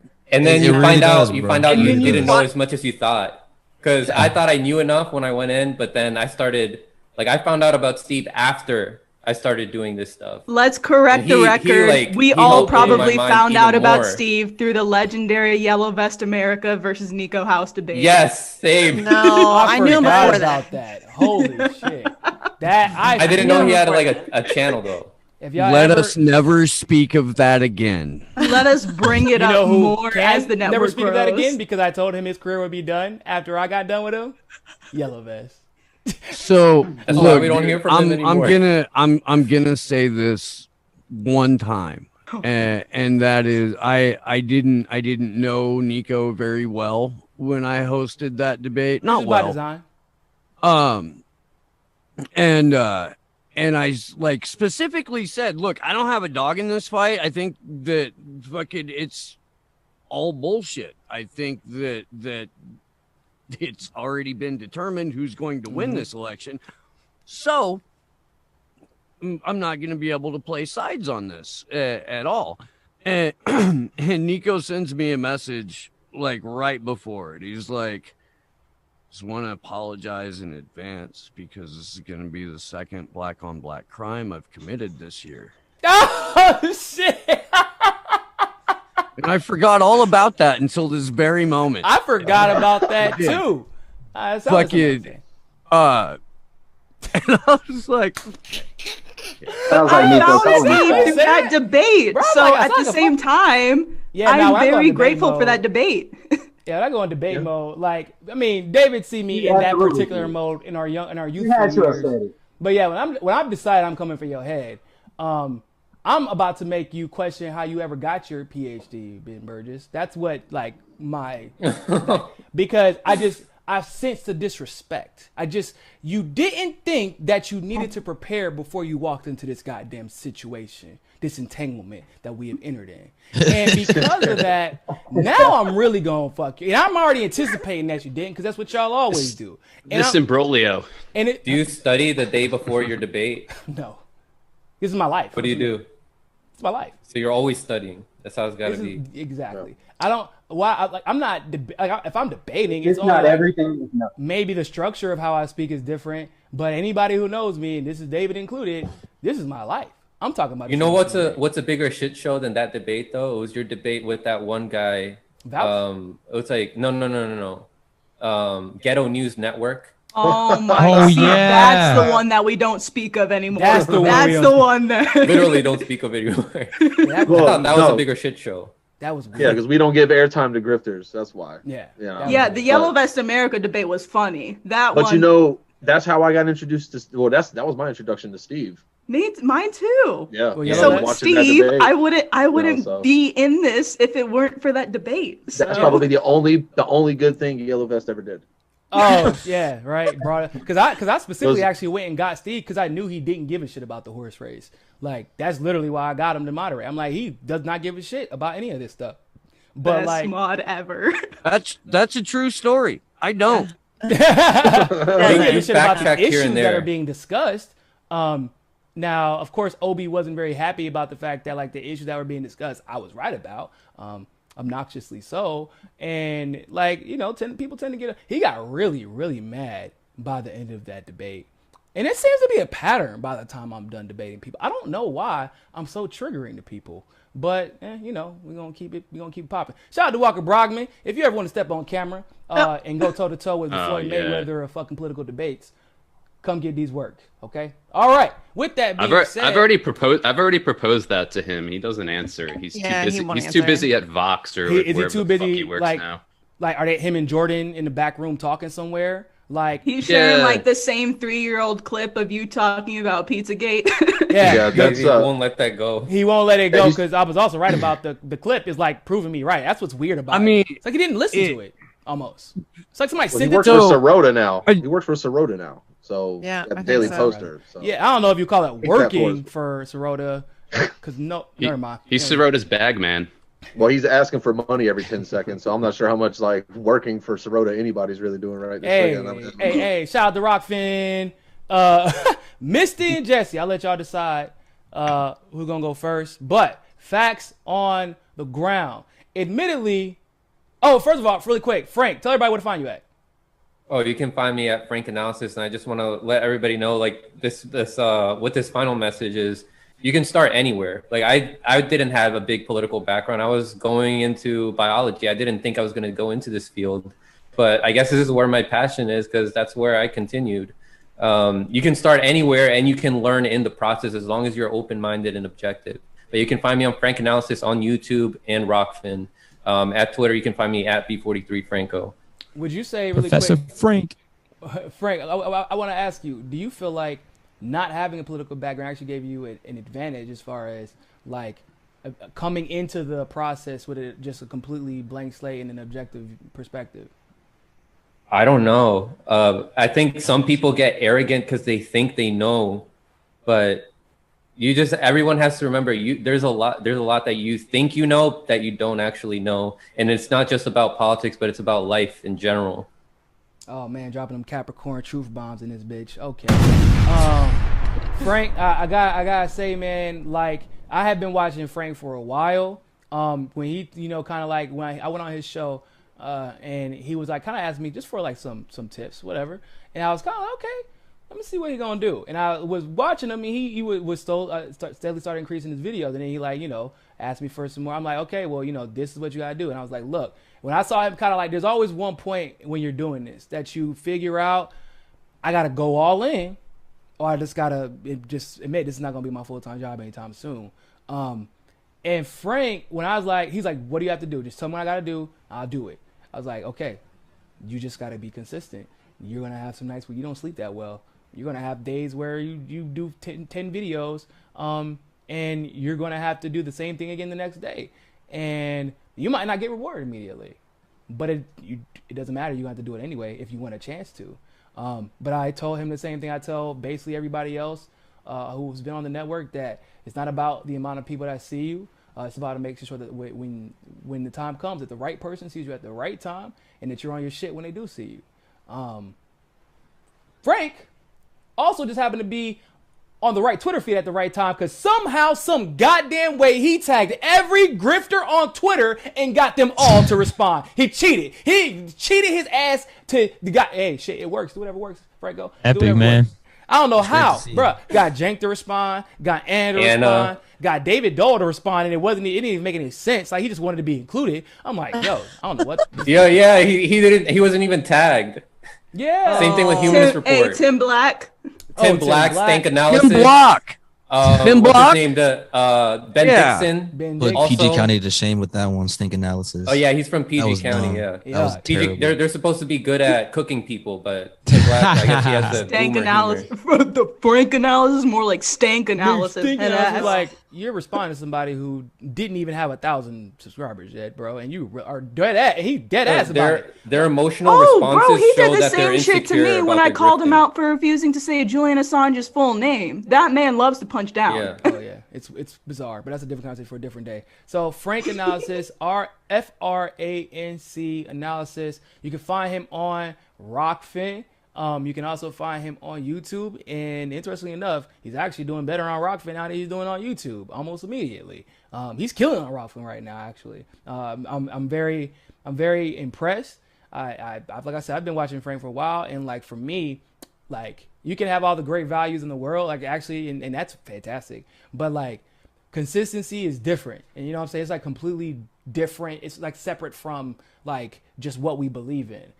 Because to consistently do this, like Brooks said, bro, once you learn, bruh, you get mad all the time. You're irritated, you're just pissed, you can't sleep.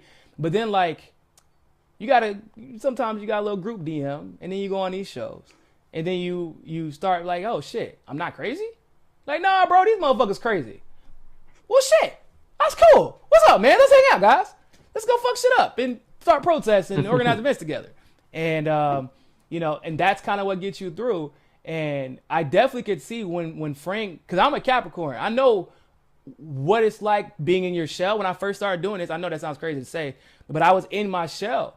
And then I had somebody who kind of helped me, like, nah, fuck that noise. Like, just be yourself.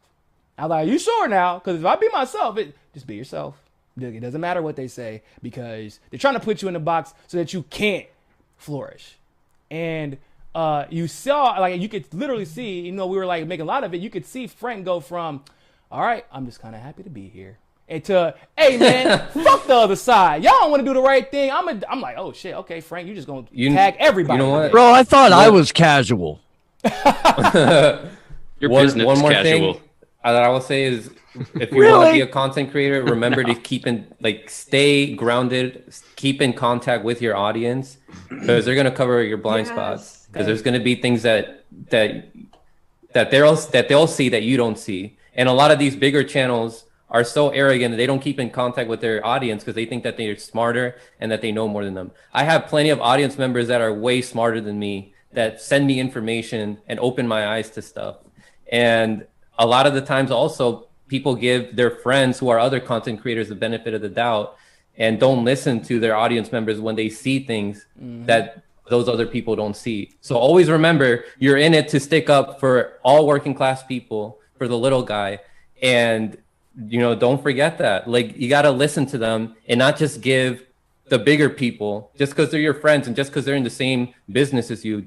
You can't just give them the benefit of the doubt. And I think you guys know what I'm talking about with that. Yeah, I mean, to be honest with y'all guys, if they have a blue check, it's more than likely that they're an idiot. Like, it's not like an endearing thing at this point. So, yeah, 100% right. Staying connected to your audience.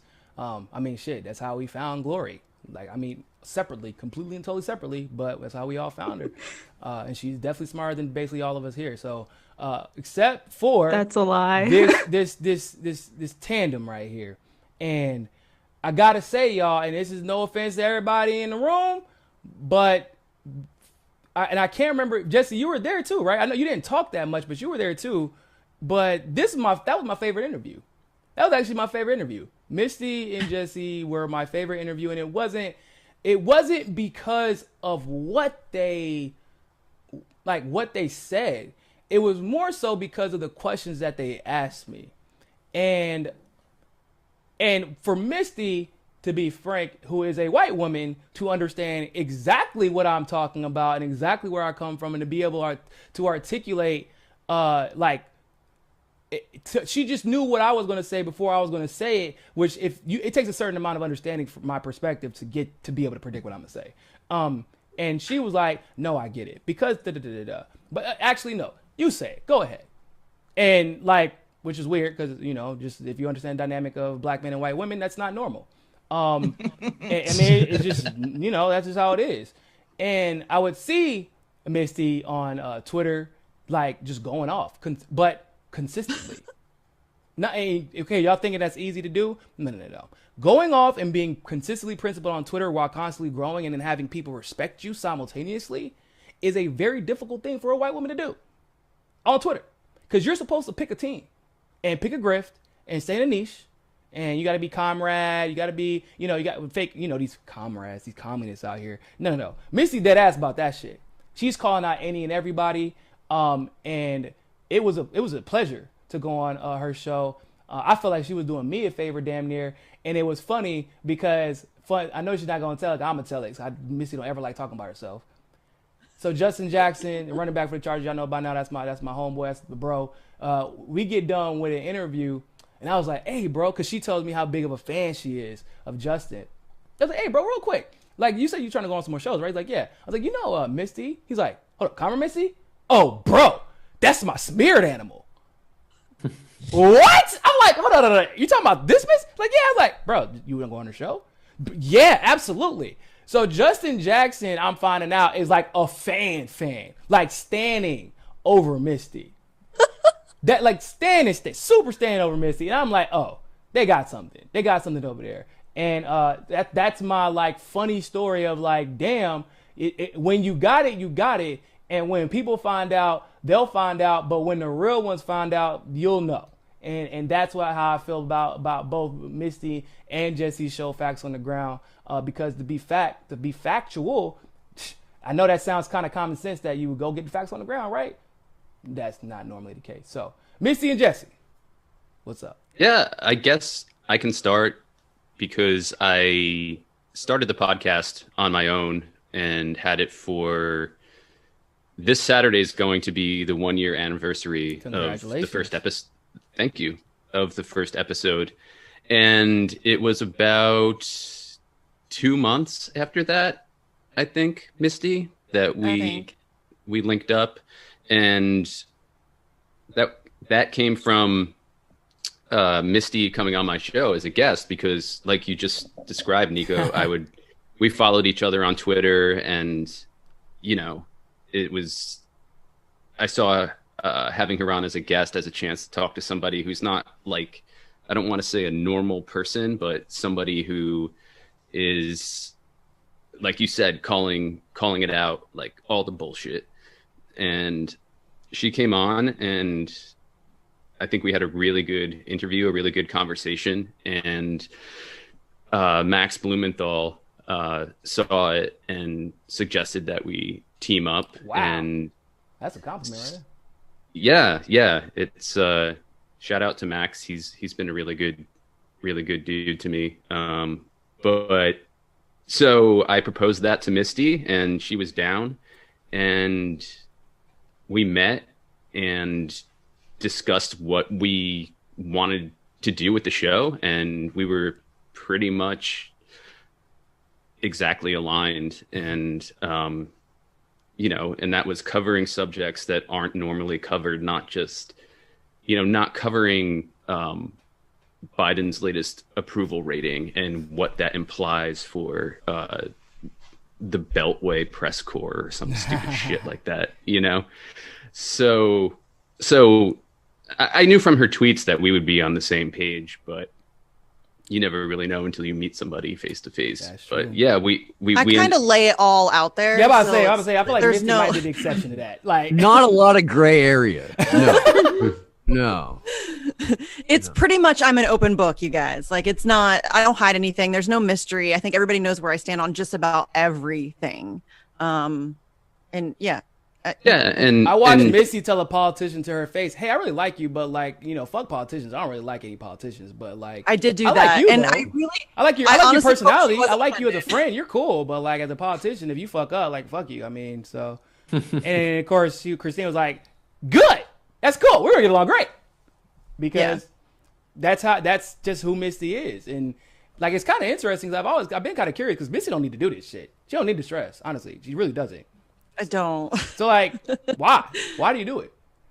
Yeah. Well, let me just first say that I want to thank you, Nico, for inviting us on to the network. It's an honor. It's a privilege. I'm humbled, and you know, I really hope that we can get this project going the way I think we all want it to. Thank you. And I also just want to say that Misty's not only been an excellent co-host, but an excellent friend, and especially lately when I've been going through some stuff. So man, we all have. yeah. I'm not trying to be. No. I'm saying like that's what we're about though. We're like, it's family, man. It's family. And yeah, but I think that's an important part of, you know, who you work with, and you know, that real solidarity that you develop for each other. So thank you, Misty, again. Yeah, I get really uncomfortable when people like. Also, I got to give a shout out to Lucas, who just joined us. Lucas, he's been really great to talk to, and also Steve. Steve has reached out, and we've had we had a good conversation. So, you know, when you talk about a family, it does feel that way, and that's a great thing. And it's funny because it's not like there. By the way, there was no interconnectivity like where I'm like, oh, hey, Lucas, go talk to Jesse. It just we all keep finding each other, and I'm not the type of person that believes in coincidences. So, but go ahead, Misty. I gotta know what the hell. Why are you subjecting yourself to this torture that is independent political journalism? Honestly, I ask myself that a lot. I kind of like, I have a love-hate relationship with it because I kind of hate like being on camera. I don't like public speaking. I'm a very awkward person.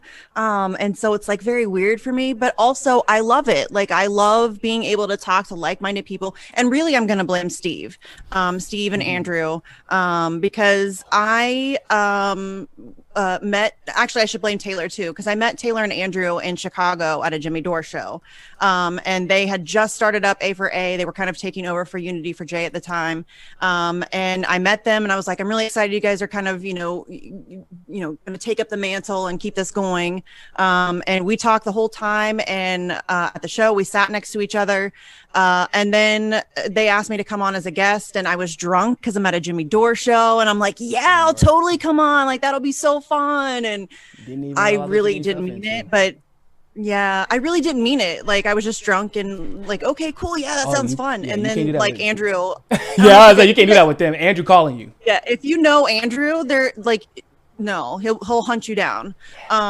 So yeah, he kept asking me to do it, and I was finally like, okay, I'll do it. Okay, fine. I'll just do one thing where I come on and talk about whatever you want to talk about, and that's it. I'm done. And then that didn't turn out to be the case either, because then Steve and Andrew were like, hey, that was really fun. You should be a guest. Or at first it started as a guest host. You should be a guest host occasionally. And I'm like, oh, you guys, like I really can. So that's kind of how it started, and then it turned into being a permanent host. And honestly, I also do this a little bit to save my husband, because he gets really tired of hearing me rant. So if I can rant to you guys, he doesn't have to hear it as much. My guy, that's real talk. My guy, she was talking about her guy did her haircut too. He's a Yeah. multifaceted guy. I talked to my dude Ethan. Shout out to Ethan. He loves it when Glory compliments my hair on the day that he does it, because then I tell him about it and then he's like, "Oh, are you serious?" Yeah, they really do that when you do it. Yeah, That's the curls on election night were fire.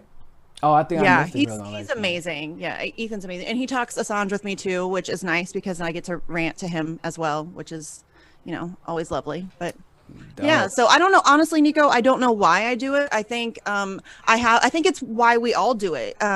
Steve and I joke that we're like, we have these cold dead hearts, but there's like this little something in there that really thinks that we can make a difference and really wants to make a difference. And I have 2 kids, and I don't want this shithole that we live in to be what I bequeath to them, and so fuck that shit. I don't know why anybody would ever want to listen to me. I'm always surprised when people agree to be on my show. I'm always shocked when somebody wants me to be on their show. I'm just some chick in Ohio who happens to have a webcam and a lot of opinions, and that's really all it is. Like, it's really hard for me to see myself as like a journalist, or I'm just some chick. Like, I'm an activist.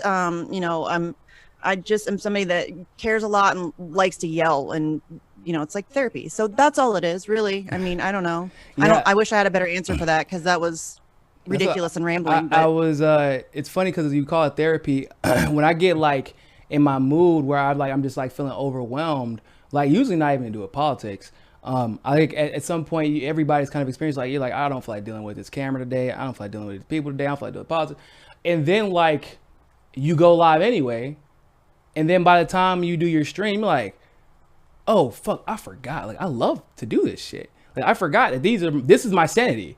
And this usually all the other auxiliary shit kind of like isn't necessarily in your control, but that little I don't want to call it echo chamber, but just the family that you've built up from being consistent, from being loyal, from growing together. It's a big deal. And that is therapeutic. It is therapeutic. So I want to give really quick, because it's our last guy. He showed up a little late because he was handling some school stuff. Lucas, researcher extraordinaire. First viral article. Progressive suck at imperialism. Basically, it's the moral of the story. What's going on, Lucas? Just endless research, honestly. That's actually, I have to go in a few minutes anyways to get back to more international research. But I don't know what else to say. Sorry, I have not slept much in the past few weeks. It's okay. I just want to let everybody. He does whenever I need something, like, because I obviously get busy. I'm doing like 3-4 hour live streams. I'm like, hey bro, I need this. Can you find this for me? And he always, not only does he get it for me, which I didn't even ask, he'll like organize it and write an entire dissertation to break down every major point from whatever he's researched that I don't have to go and find it. Lucas is amazing. He is constantly putting himself in situations where I'm like, Lucas, are you sure you want to do that for your career? Because you know what that means. And he's like, yeah, but it's fine, it's cool. Like, and he's always like, I'm just gonna do what I want to do. I'm gonna do the right thing all the time. And he's been consistent about that. So I appreciate. First conversation we had, same thing. It's kind of like one of those revelation conversations. And me and Lucas have talked on the phone for 3, 4, 5. I mean, I think our last conversation was 5 hours about everything you can think of under the sun.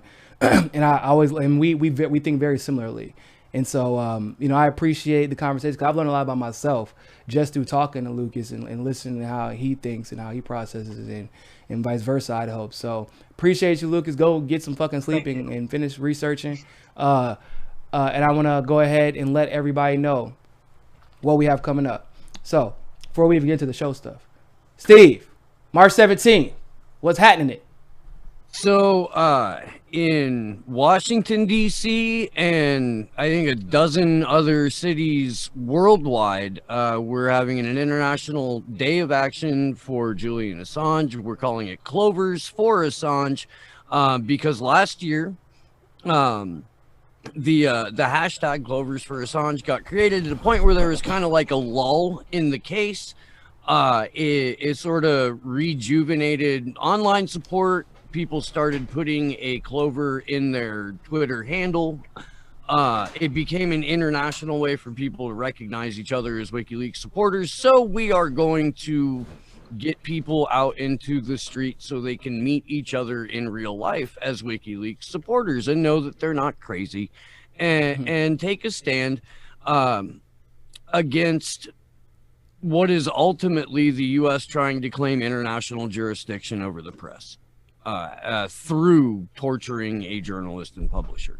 And this is actually the second event, will be the second event in less than 3 months, or right around 3 months actually, that they throw. Also, Convo Couch will be hosting an anti-censorship event simultaneously on the same day. This, believe it or not, was actually not something that everybody coordinated. It was, oh, we want to do this. And they were like, oh, well, we're already going to be organizing too. And so once again, just in true seemingly MCSC fashion, all our minds were on just direct action as usual. And that's it. And when it was funny, because actually that was the moment for me, and they didn't know that. But I was like, so you're telling me that we're just gonna everybody's just gonna go do the same shit, pick up and go across the country for an event where they don't know who's gonna show up, just because it's the right thing to do? And they're like, yup. And I was like, okay, that this settles it. We need to go ahead and show these people, like, this is what you're supposed to be doing. I mean, don't get me wrong, we all love doing this part, but we love, like, COVID probably sucks for us because we love being in the field. We love being at protests. That's where our heart is. That's how we got involved in this stuff. And we also understand, like, the necessity for direct action. And even Brooks and Pedro, like, what they do, they love being out. And we were talking about, I know Brooks was talking about, he just used to go to these basketball games, because when you just love what you do, you got to be there. You can't know what's going on. I don't give a damn who you are. You can't know what's going on until you're in the streets. And so that again, DMV, best place for high school basketball. Super random. Sorry. No, North Carolina is. Sorry. But that's a lie. But okay, we can discuss Chris it later. Paul, Michael Jordan, Steph Curry. You want me to keep going? Discuss it later. We can discuss it. Oh, later. Okay. Miami Country Day, best high school girls team in the nation. Oh, okay. Got St. John's over here with AZ Fudd, #1 player in the country. I mean, okay, I guess. I just want to say that the Chicago Blackhawks are the greatest NHL team to ever grace the ice. I just want to say that I called the Miami Heat winning the East last year before the season even started. We both did, actually. We had a conversation about it on camera. Call. Both? Remember, we had a whole conversation about it on camera about how much we love Jimmy Buckets. Yeah. Jimmy Buckets. What'd you say? Nah, you was doubting because of Giannis, though. No. I said, but I did specifically say if the Heat meet I said the caveat is if the Heat meet the Bucks, then Giannis gonna get his ass handed to him. I specifically said that. Oh, you made caveats. See, I don't make caveats when it comes to the Heat. Well, see, that's because you're young and foolish. See, adults make caveats. That's because I lived more of my life in Miami than you did. What's that got to do with Giannis and Jimmy Butler just got there? So? This is their rational basketball fan. I knew when he got here that we would win the East. Say what? This is some real Miami Heat right here. Oh, Lord, I know you did not just say literally. Oh, God. So, and while we're here, Manchester United, Manchester is red. Just saying, we just beat City in the Derby again. So really quick, before we let everybody go, what we're going to be doing. It's like being a Patriots fan. I just want to say, go Bucks. Hey, I'm just a Brady fan, but yeah, I've been a Brady fan. Yeah, he's a Chiefs fan, and he's actually a Mahomes fan. Chiefs fan. You're a Mahomes fan. You're a Mahomes fan. Damn, Mahomes my favorite player, but Giants Nation all day. I bleed blue all day. Man, you know what? Bleed blue. Every Giants play on the fucking field, because y'all stay getting y'all asses whooped. Coming from a fucking Washington football team. From a Knicks fan. Nico, I was a coming from a Knicks fan.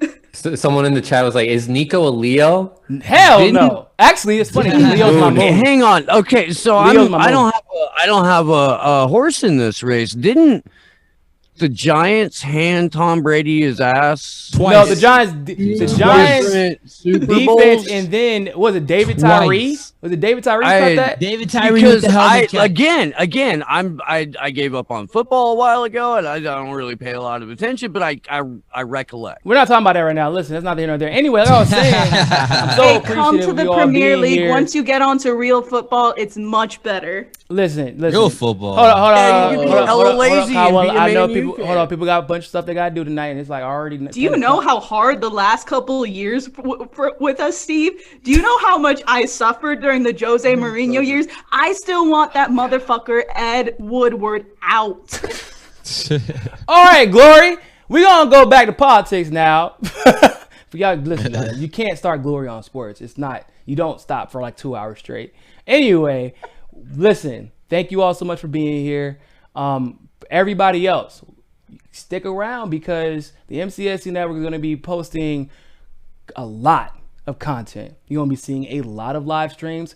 We are going to be live on Facebook, on Twitter, on YouTube, on multiple pages, on Rockfin. Shout out to Rockfin as usual. You're going to be seeing more content than you have, in my opinion, better content. I feel like we've all made each other better just in the last couple of weeks. And we got something for them. We got something for the establishment. And to be frank, we're about to, no pun intended, Frank. But to be frank, we're just about to show people that whole let me destroy everybody into oblivion for my selfish agenda. That business model is dead. We're going to show the establishment. We're just going to beat y'all ass together. Because that's exactly what y'all have been preventing. And somebody mentioned earlier, like, that, like, basically mentioned the fact that it looks like a bunch of, like, we look like a fucking rainbow coalition in United Nations. And I actually didn't even realize that until they said it. And, well, it's true. But it's because I went after the best people for the job. And that's what you're supposed to do. And this is what it looks like when you do it. MCSC family. We about to kill it, y'all. I just want to, full disclosure, I am part rainbow. Oh, God. All right, Pasta. I'm Southern. He's like the new 66% pasta. Southern Italian. He's like punk rock pasta. Southern Italian head ass. He's punk rock pasta. So, really quick. So we got go follow Slow News Day. Go follow Frank Analysis. We are 1,000 subscribers away from lapping YouTube on Rockfin. Yeah, y'all are crushing it. And that should tell you how much YouTube censors us because we really do have the best guests on the fucking internet. Hey, real talk. But I said that also tells you just how great y'all content is because, like, when you get seen, everybody knows where to go. So you got Slow News Day, Frank Analysis, and hell, Frank already lapped himself. I don't know how many times off Rock compared to YouTube. I'm still in 1K. I'm at 3.5 on YouTube. Yeah, but your views. I'm gonna overlap. I'm gonna pass myself on Rockfin soon, though. Yeah, easily, 100%. So Frank Analysis on Rockfin, and all these will be posted in the description below tonight, guys. You got HMO podcast, Hear Me Out podcast. You got Robbie goddamn Yeager in the building. Roblet O'Fire is how you find him. ROBLET O'Fire.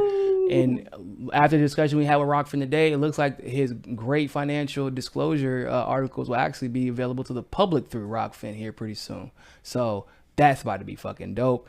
And you got, of course, Convo Couch, who had to go back and go to sleep. You got who am I missing, guys? Facts on the ground. No, I called you. I said facts on the ground. I thought maybe I don't know. I said HMO. They said it. Got HMO. I feel like I'm missing somebody. Oh, my own fucking show, Double Tech. Duh. I'm like Double Tech. We on YouTube and we're on Rockfin. We're actually Rockfin's first basketball show. So shout out to you guys. Shout out to everybody who kind of helped us. Listen, y'all. Some of y'all been with me since the beginning. When I was in my car and all I had was a fucking iPhone 6 and some headphones. And we're here now. This is where we're at. And that's fade back in the day too, bro. I know it's just crazy. I go back and look at my videos. I'm like, what the fuck? Who the hell is that guy? And it's I haven't changed really. I've evolved, but I haven't changed. And I think I'm okay like this. And I felt like everybody here made the same goddamn decision. And I mean, don't get me wrong, maybe one day I will wear a nice suit to work, but it ain't gonna be today. Today we're gonna wear this goddamn denim jacket and this gold chain and this blonde hair, because you gotta be different sometimes. You gotta be yourself, because everybody else is so busy trying to fit in and be the establishment that they start to look a little bit like them, don't you think? Fuck that noise. MCSC Network, make sure you follow us. Consider endorsing any of these wonderful channels here on Rockfin. Go follow all of them on Rockfin. Go to Rockfin. Fuck YouTube. YouTube censoring. They're censoring us right now. It's literally right now as we speak. They're censoring us. It's cool though. Because we that's why we got each other. And that's Definitely fuck YouTube, man. Fuck them. Fuck them. That's why we got each other, and that's how we're gonna get through this, and that's how we're gonna defeat this. Did we mention how like half of us are demonetized? Did we mention how half of us are demonetized? Half of us. Pretty sure it's all of us. Well, Jesse We're and I have not never monetized our demonetized. channel. We're just You never let y'all monetize? We've never. It was never a thing we were trying to do. Like, Oh, you never. always Got you. You know. Yeah. You can still super chat us on YouTube, although every day I wake up amazed by that. But every video gets demonetized. Yeah, yeah. I felt that every pain. single one. I've felt y'all's pain literally. So And we get QAnon context warnings. And we get QAnon context warnings. That's a new one, actually. And Yeah, really, it is. But you make fun of QAnon all the time.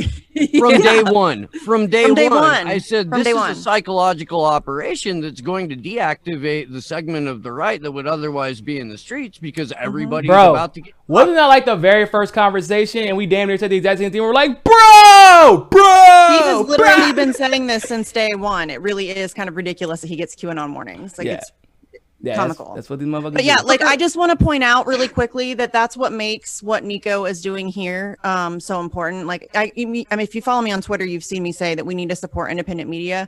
And I really mean that. Support independent media.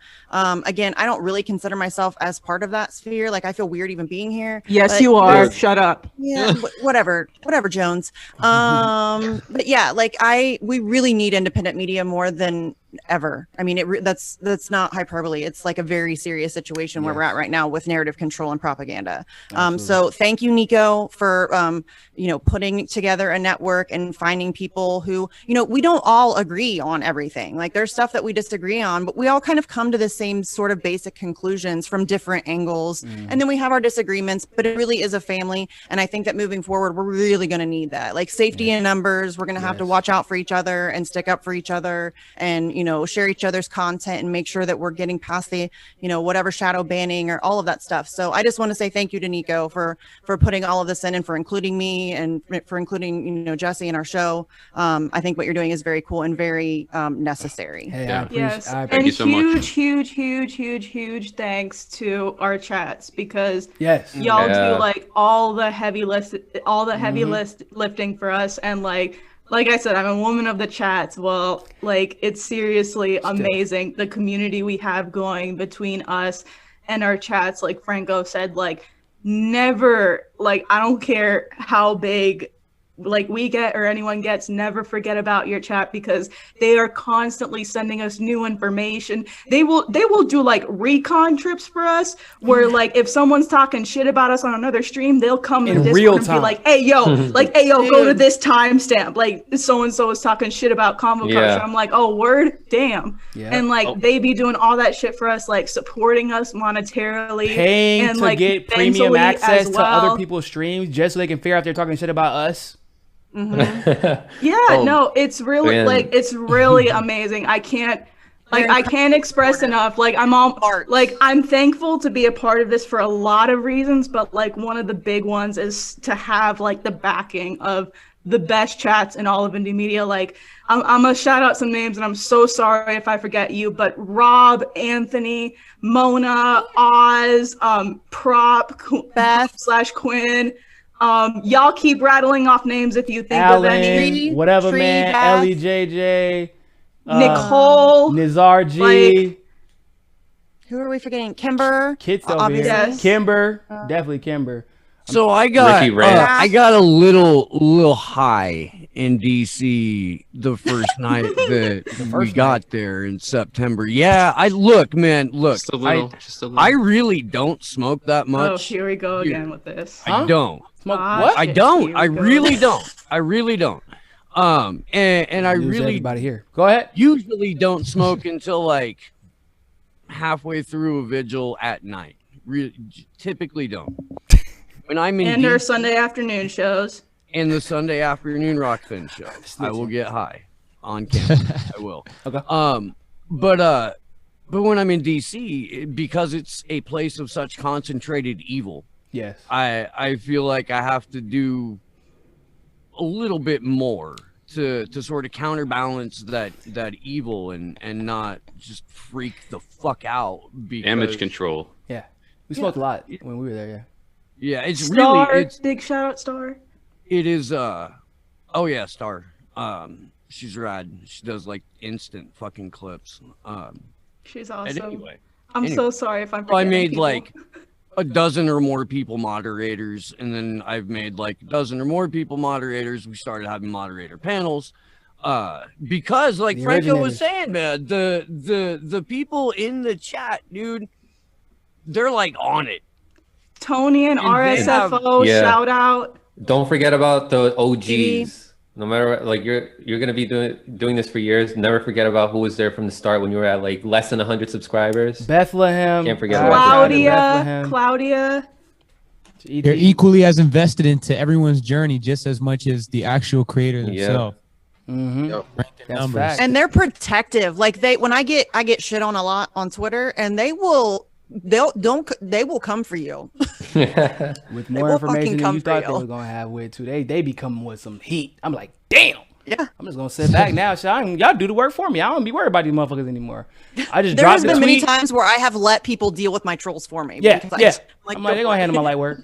Appreciate you guys. I was just trying to get ready for this stream because, you know, back in the day I get caught up. Now I can be like, shit, I ain't worried about it.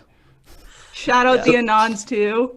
Speaking of taking care of shit. Oh, go ahead, Pedro.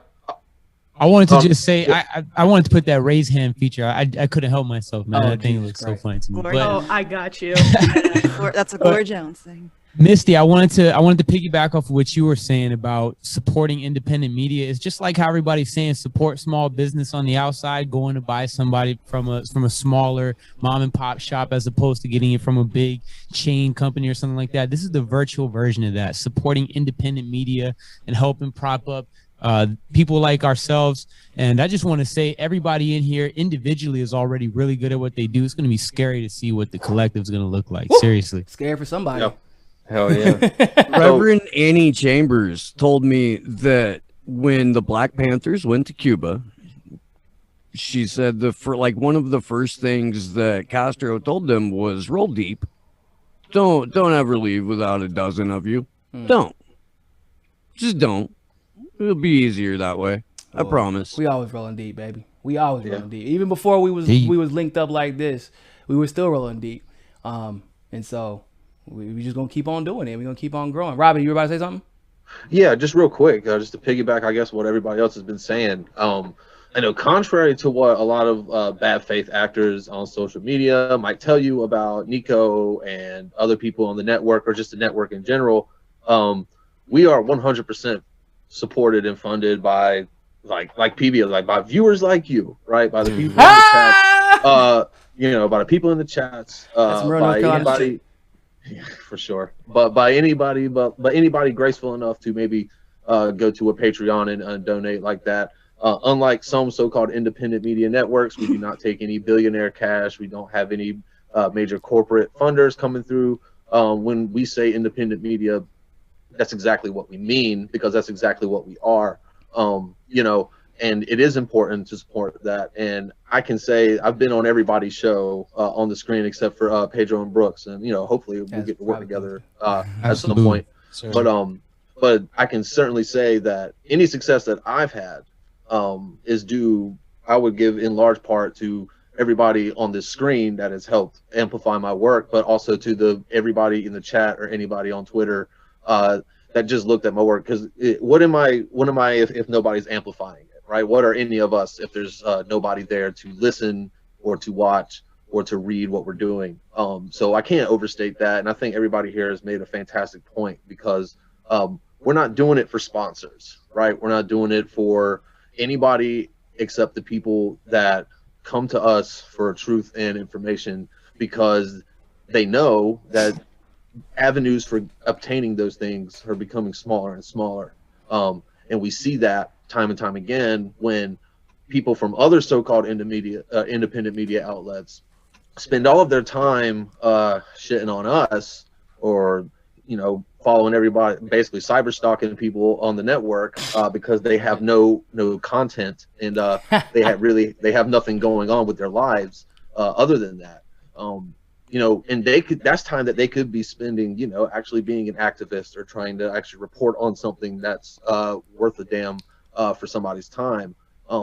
And so that's why I'm just glad that, we do have the best chats in the world. We do have the best followers, the people that come to us for information.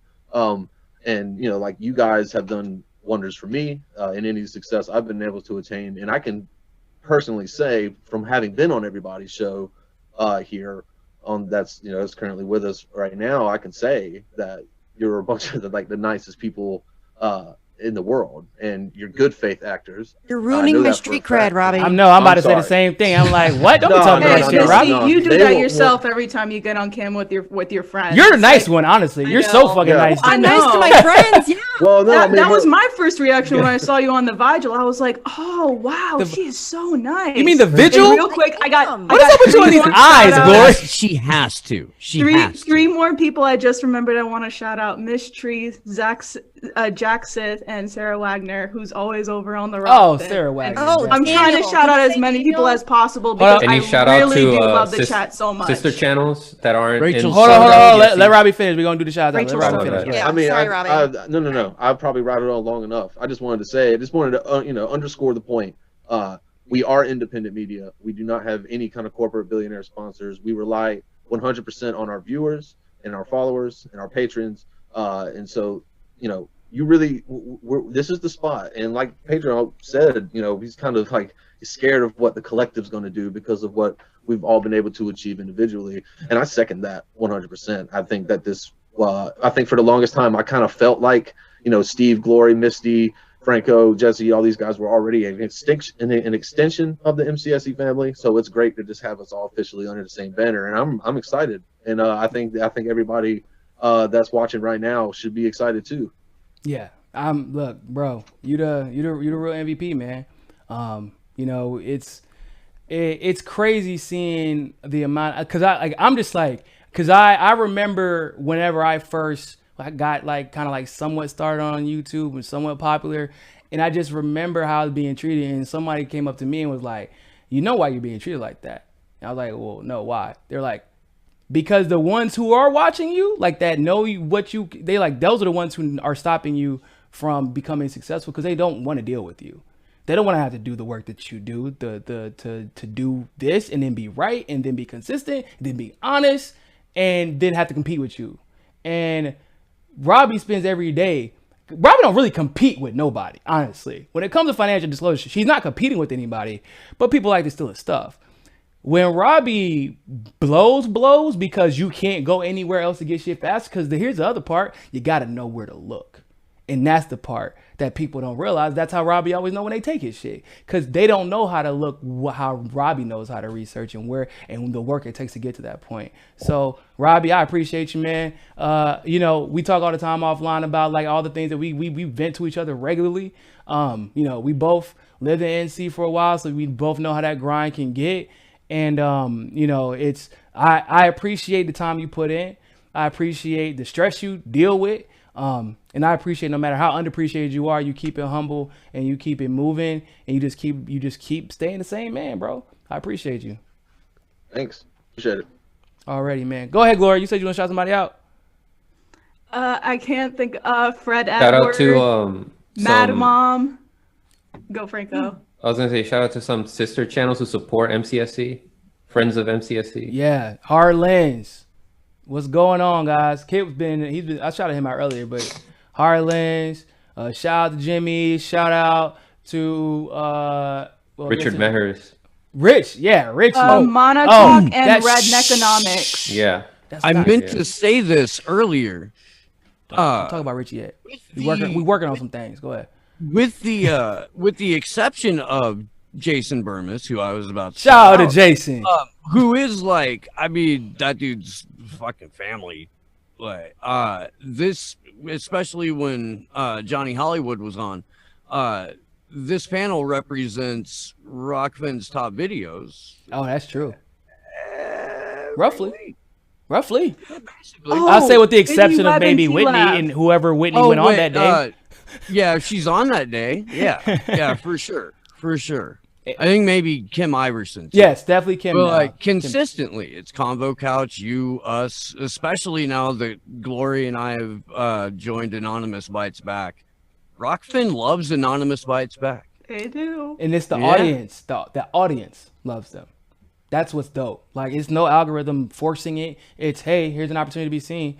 And that's the big thing that Rockfin allows for us to do outside of making sure we get the value out of what we're putting in, But they bust their ass. We had a meeting today for 2.5 hours. You know what that meeting was about? How can we make sure y'all see more? How can we make sure y'all see more? How can we make sure y'all see more? How can we make sure y'all monetize our content so y'all can do better production so y'all can be seen more? Like, that's like what they care about. And for people who don't know who the founder, Martin didn't need to start Rockfin. He was fine. He was good. And he was fans of like shows like mine and Jimmy's and Convo Couch. And he was like, what? This is bullshit. And he did something about it. And a lot of people have tried to do things about this. And like, don't get it twisted. A lot of people, I mean, I kind of feel like that's one of the reasons that me and Martin got along so well. Is because like a lot of people try to do this shit. And a lot of people, they quit. Oh, and the reason why is because it's hard. It's not easy. It requires a different mindset. You gotta be doing it because you love it. And you gotta be humble. You gotta be hungry. And I think the most important thing is you just gotta be willing to take the L for the long-term W. And if you can do that, like, okay, well, we're not gonna look like YouTube right now. But what exactly am I trying to achieve? Are we trying to be like YouTube? Or are we trying to be better than YouTube? And at the end of the day, like, we're not trying to be like TYT. We're not trying to be like CNN. We're not trying to be like MSNBC. We're trying to do something completely different. Because you're not going to see Van Jones organizing a goddamn thing but his goddamn hairline. Like, and that's just what, and it needs to be. Right, fake tears for Joe Biden. Oh, really quick, shout out to the Fred Hampton Network. I got to shout out those guys. All Black Males, Nick, Socialist MMA from Twitter. They just started theirs. It's crazy seeing that evolution kind of happen where they just all became super radical over the last like 3-4 months. And I love it. And I think there's, let's not forget the one female that is involved. I think Ashley Stevens is involved. Oh, is she? I didn't see that. I didn't see that one. Okay, cool. Dope. So. That's amazing. I could be wrong, but if like, I'm pretty sure she is, and I would hate to leave her out. For sure. Oh, she's awesome. Yeah, for sure. Yeah, I love her. Yeah, she be roasting on Twitter too. Shit. Yeah. Yeah. So shout out to the Fred Hampton Network. I can't think of unapologetic. Goddamn jetted. Yeah, bruh, coming with the heat. He's kind of like, he's very similar in the sense of like how he just is like, I'm just kind of tired of people bullshit, and he just be calling it like it is. Oh, Jackson, shout out to Jackson Hinkle, organizing that Force to Vote event. For sure. Yeah. Unlimited Hangout. Last American Vagabond. Of course. Sam Carliner. He's great. Yes. He's very supportive. I feel like I should just go to Rockfin and scroll. Oh, 1+1 Yeager. I've been on his show a couple times. He's dope. We should shout out Fault Lines because they have us on to talk about Assange, and I like that. Shout out to Kim Iverson. To talk about Assange. Union of the Unwanted. That show that Ricky Varandas from the Ripple Effect, who's on Rockfin, and Sam Tripoli and Charlie Robinson of Macroaggressions. Jesus, I'm sorry, Charlie. Macroaggressions. All shows that you can also find on Rockfin put together this idea to have a giant ass panel and one guest, and it's a whole bunch of people that come from like they don't play team sports. It's more like the conspiracy community, and Yeah. shit like that. And like, and they'll get on. I chased away Roger Stone. I made Roger Stone flee a show. Yeah, that was a funny story actually. And I'll do it again if I ever get the chance. You know, if you only have one question, you know you're never gonna get the like it's not a you should use that question. God damn it. Anywho, so shout out to those guys for putting together that thing too. That's an incredible experience. So And shout out to everybody we just met. Also, I want to give a shout out to Teddy Teodros. Just got banned from Twitter for telling the truth, honestly. And I got to give a shout out to Jack, because Jack Pozobic, once again, just being all racist and shit. Teddy tags me in something. And then like, you know, said tags, like, I guess he adds Jack under something. He replies to him and just like, hey man, you know, we don't agree on everything, but I appreciate, you know, how you're, you know, honest and straightforward on this type of stuff. I would love to work across the aisle. And Jack retweets his article, talks about how amazing it is, and of course compliments me. Like, it was like 3 hours before just now. And that's crazy, man. Like, Jack, bro, you like a really fucking bad racist. Like, you should get better at that. Like, if you're gonna be racist, because like, you know, at the end of the day, like Jack's my homie, right? Like, we can disagree where we disagree. We like, just because we don't disagree like all out in the open because y'all want us to fight, because I know why y'all really want us to disagree. Y'all don't want Jack to keep showing me that his 1.2 million followers and them coming over to leftists and watching like, oh shit, I didn't know that leftists were saying. No, not the entire left, just us. But we appreciate it. And the only reason that I feel like me and Jack have kind of like gotten as close as we have been is because like he's willing to evolve and he actually listens to me and respects me. And it's not, oh man, I respect you and you're smart for a black guy. You're talented. You're this for a black guy. Like, he just respected me. And he respected me, you know, maybe for a leftist. I get that. That I do get, given everything that we've seen. But when push came to shove, he had me on his show knowing I was a leftist. He retweeted my shit, knowing that I'm a leftist. He retweeted Jesse shit, Robbie shit. Like, I'm like, you know, this isn't OAN's. This is, yeah, but yeah, you sent it to me, so it's cool. When I did a sports video, I sent it to him. He had no time to watch it. Retweeted it. He, like I said, retweeted Teddy earlier. He defends me, and you know, if I send him anybody's stuff on here, he would promote that too. Because at the end of the day, like, in his mind, I'm sure that he probably goes through a lot similarly with the conservatives is what we do on the left. And regardless of where we disagree at, if I call Jack and be like, Jack, you in town, Glory, you love the meter. Like, I would appreciate it if you interview her for OWAN. Because when he did that for me, that's how I ended up on Ben Swan's show. Like, it wasn't because of me. I mean, yeah. I kind of spammed the shit out of OWAN. Well, he don't run OWAN. I know he ain't Godfather. He don't run, but I know. So I don't. Glory? I don't know how happy the OWAN people. It's okay. So, and Nico kind of knows this too, because I told him that I spammed the shit out of Jack for pulling that shit where he was giving people hopium about Trump pardoning Assange. Like, honestly, I'm not a big fan of Jack. But that wasn't really his fault, though. That wasn't really his fault. I'm still friends with Nico. I was told we were told the same thing. Yeah, and I spammed him for that. I spammed him. I went to OAN's website and I filled their inbox. And, so that's spam queen, though. You're a spam fucking queen. By the way, about that, they were all taking cues from Bill Binney, who got it way wrong. Really? That's okay. That's a different conversation for a different. And hold on. there was one source that was telling all of them. And Bill Binney, so I don't, but I know that Cass and Bill Binney were talking to the same guy. So that's a whole conversation. Because I talked to Bill Binney like right at that moment. I was talking to Bill Binney. But like, overall, my point is like, at the end of the day, y'all, if you're too scared to talk to the side, then you're just kind of a punk ass. Like, I mean, I'll talk to him. No, I know. I'm not talking about you, Glory. I'm talking the point, overall point of the story. Jesus Christ. like the point is like you can't be scared to talk to the other side. Like, what's the worst that's gonna happen? You gonna either disagree or learn something that you didn't know, or even worse, you might become friends and realize that you're not each other's enemy. Oh God, oh Jesus. You might have to pull a Reverend Annie and the Black Panthers and the KKK and shut down the goddamn strip every now and then. And well, to get a little bit Marxist, that's the whole foundation of dialectical materialism, is having conversations with people with whom you don't necessarily agree, and you have a free exchange of ideas and hopefully learn from one another, but it's not necessarily guaranteed. But yeah, I think talking to people you disagree with is fundamental to what we're trying to do as part of just like the general, effort. Yeah, we're not here to help the left. We're making for human welfare. Exactly. Yeah. And this whole time I thought that if you just call people Nazis like 100 times that will wake them up.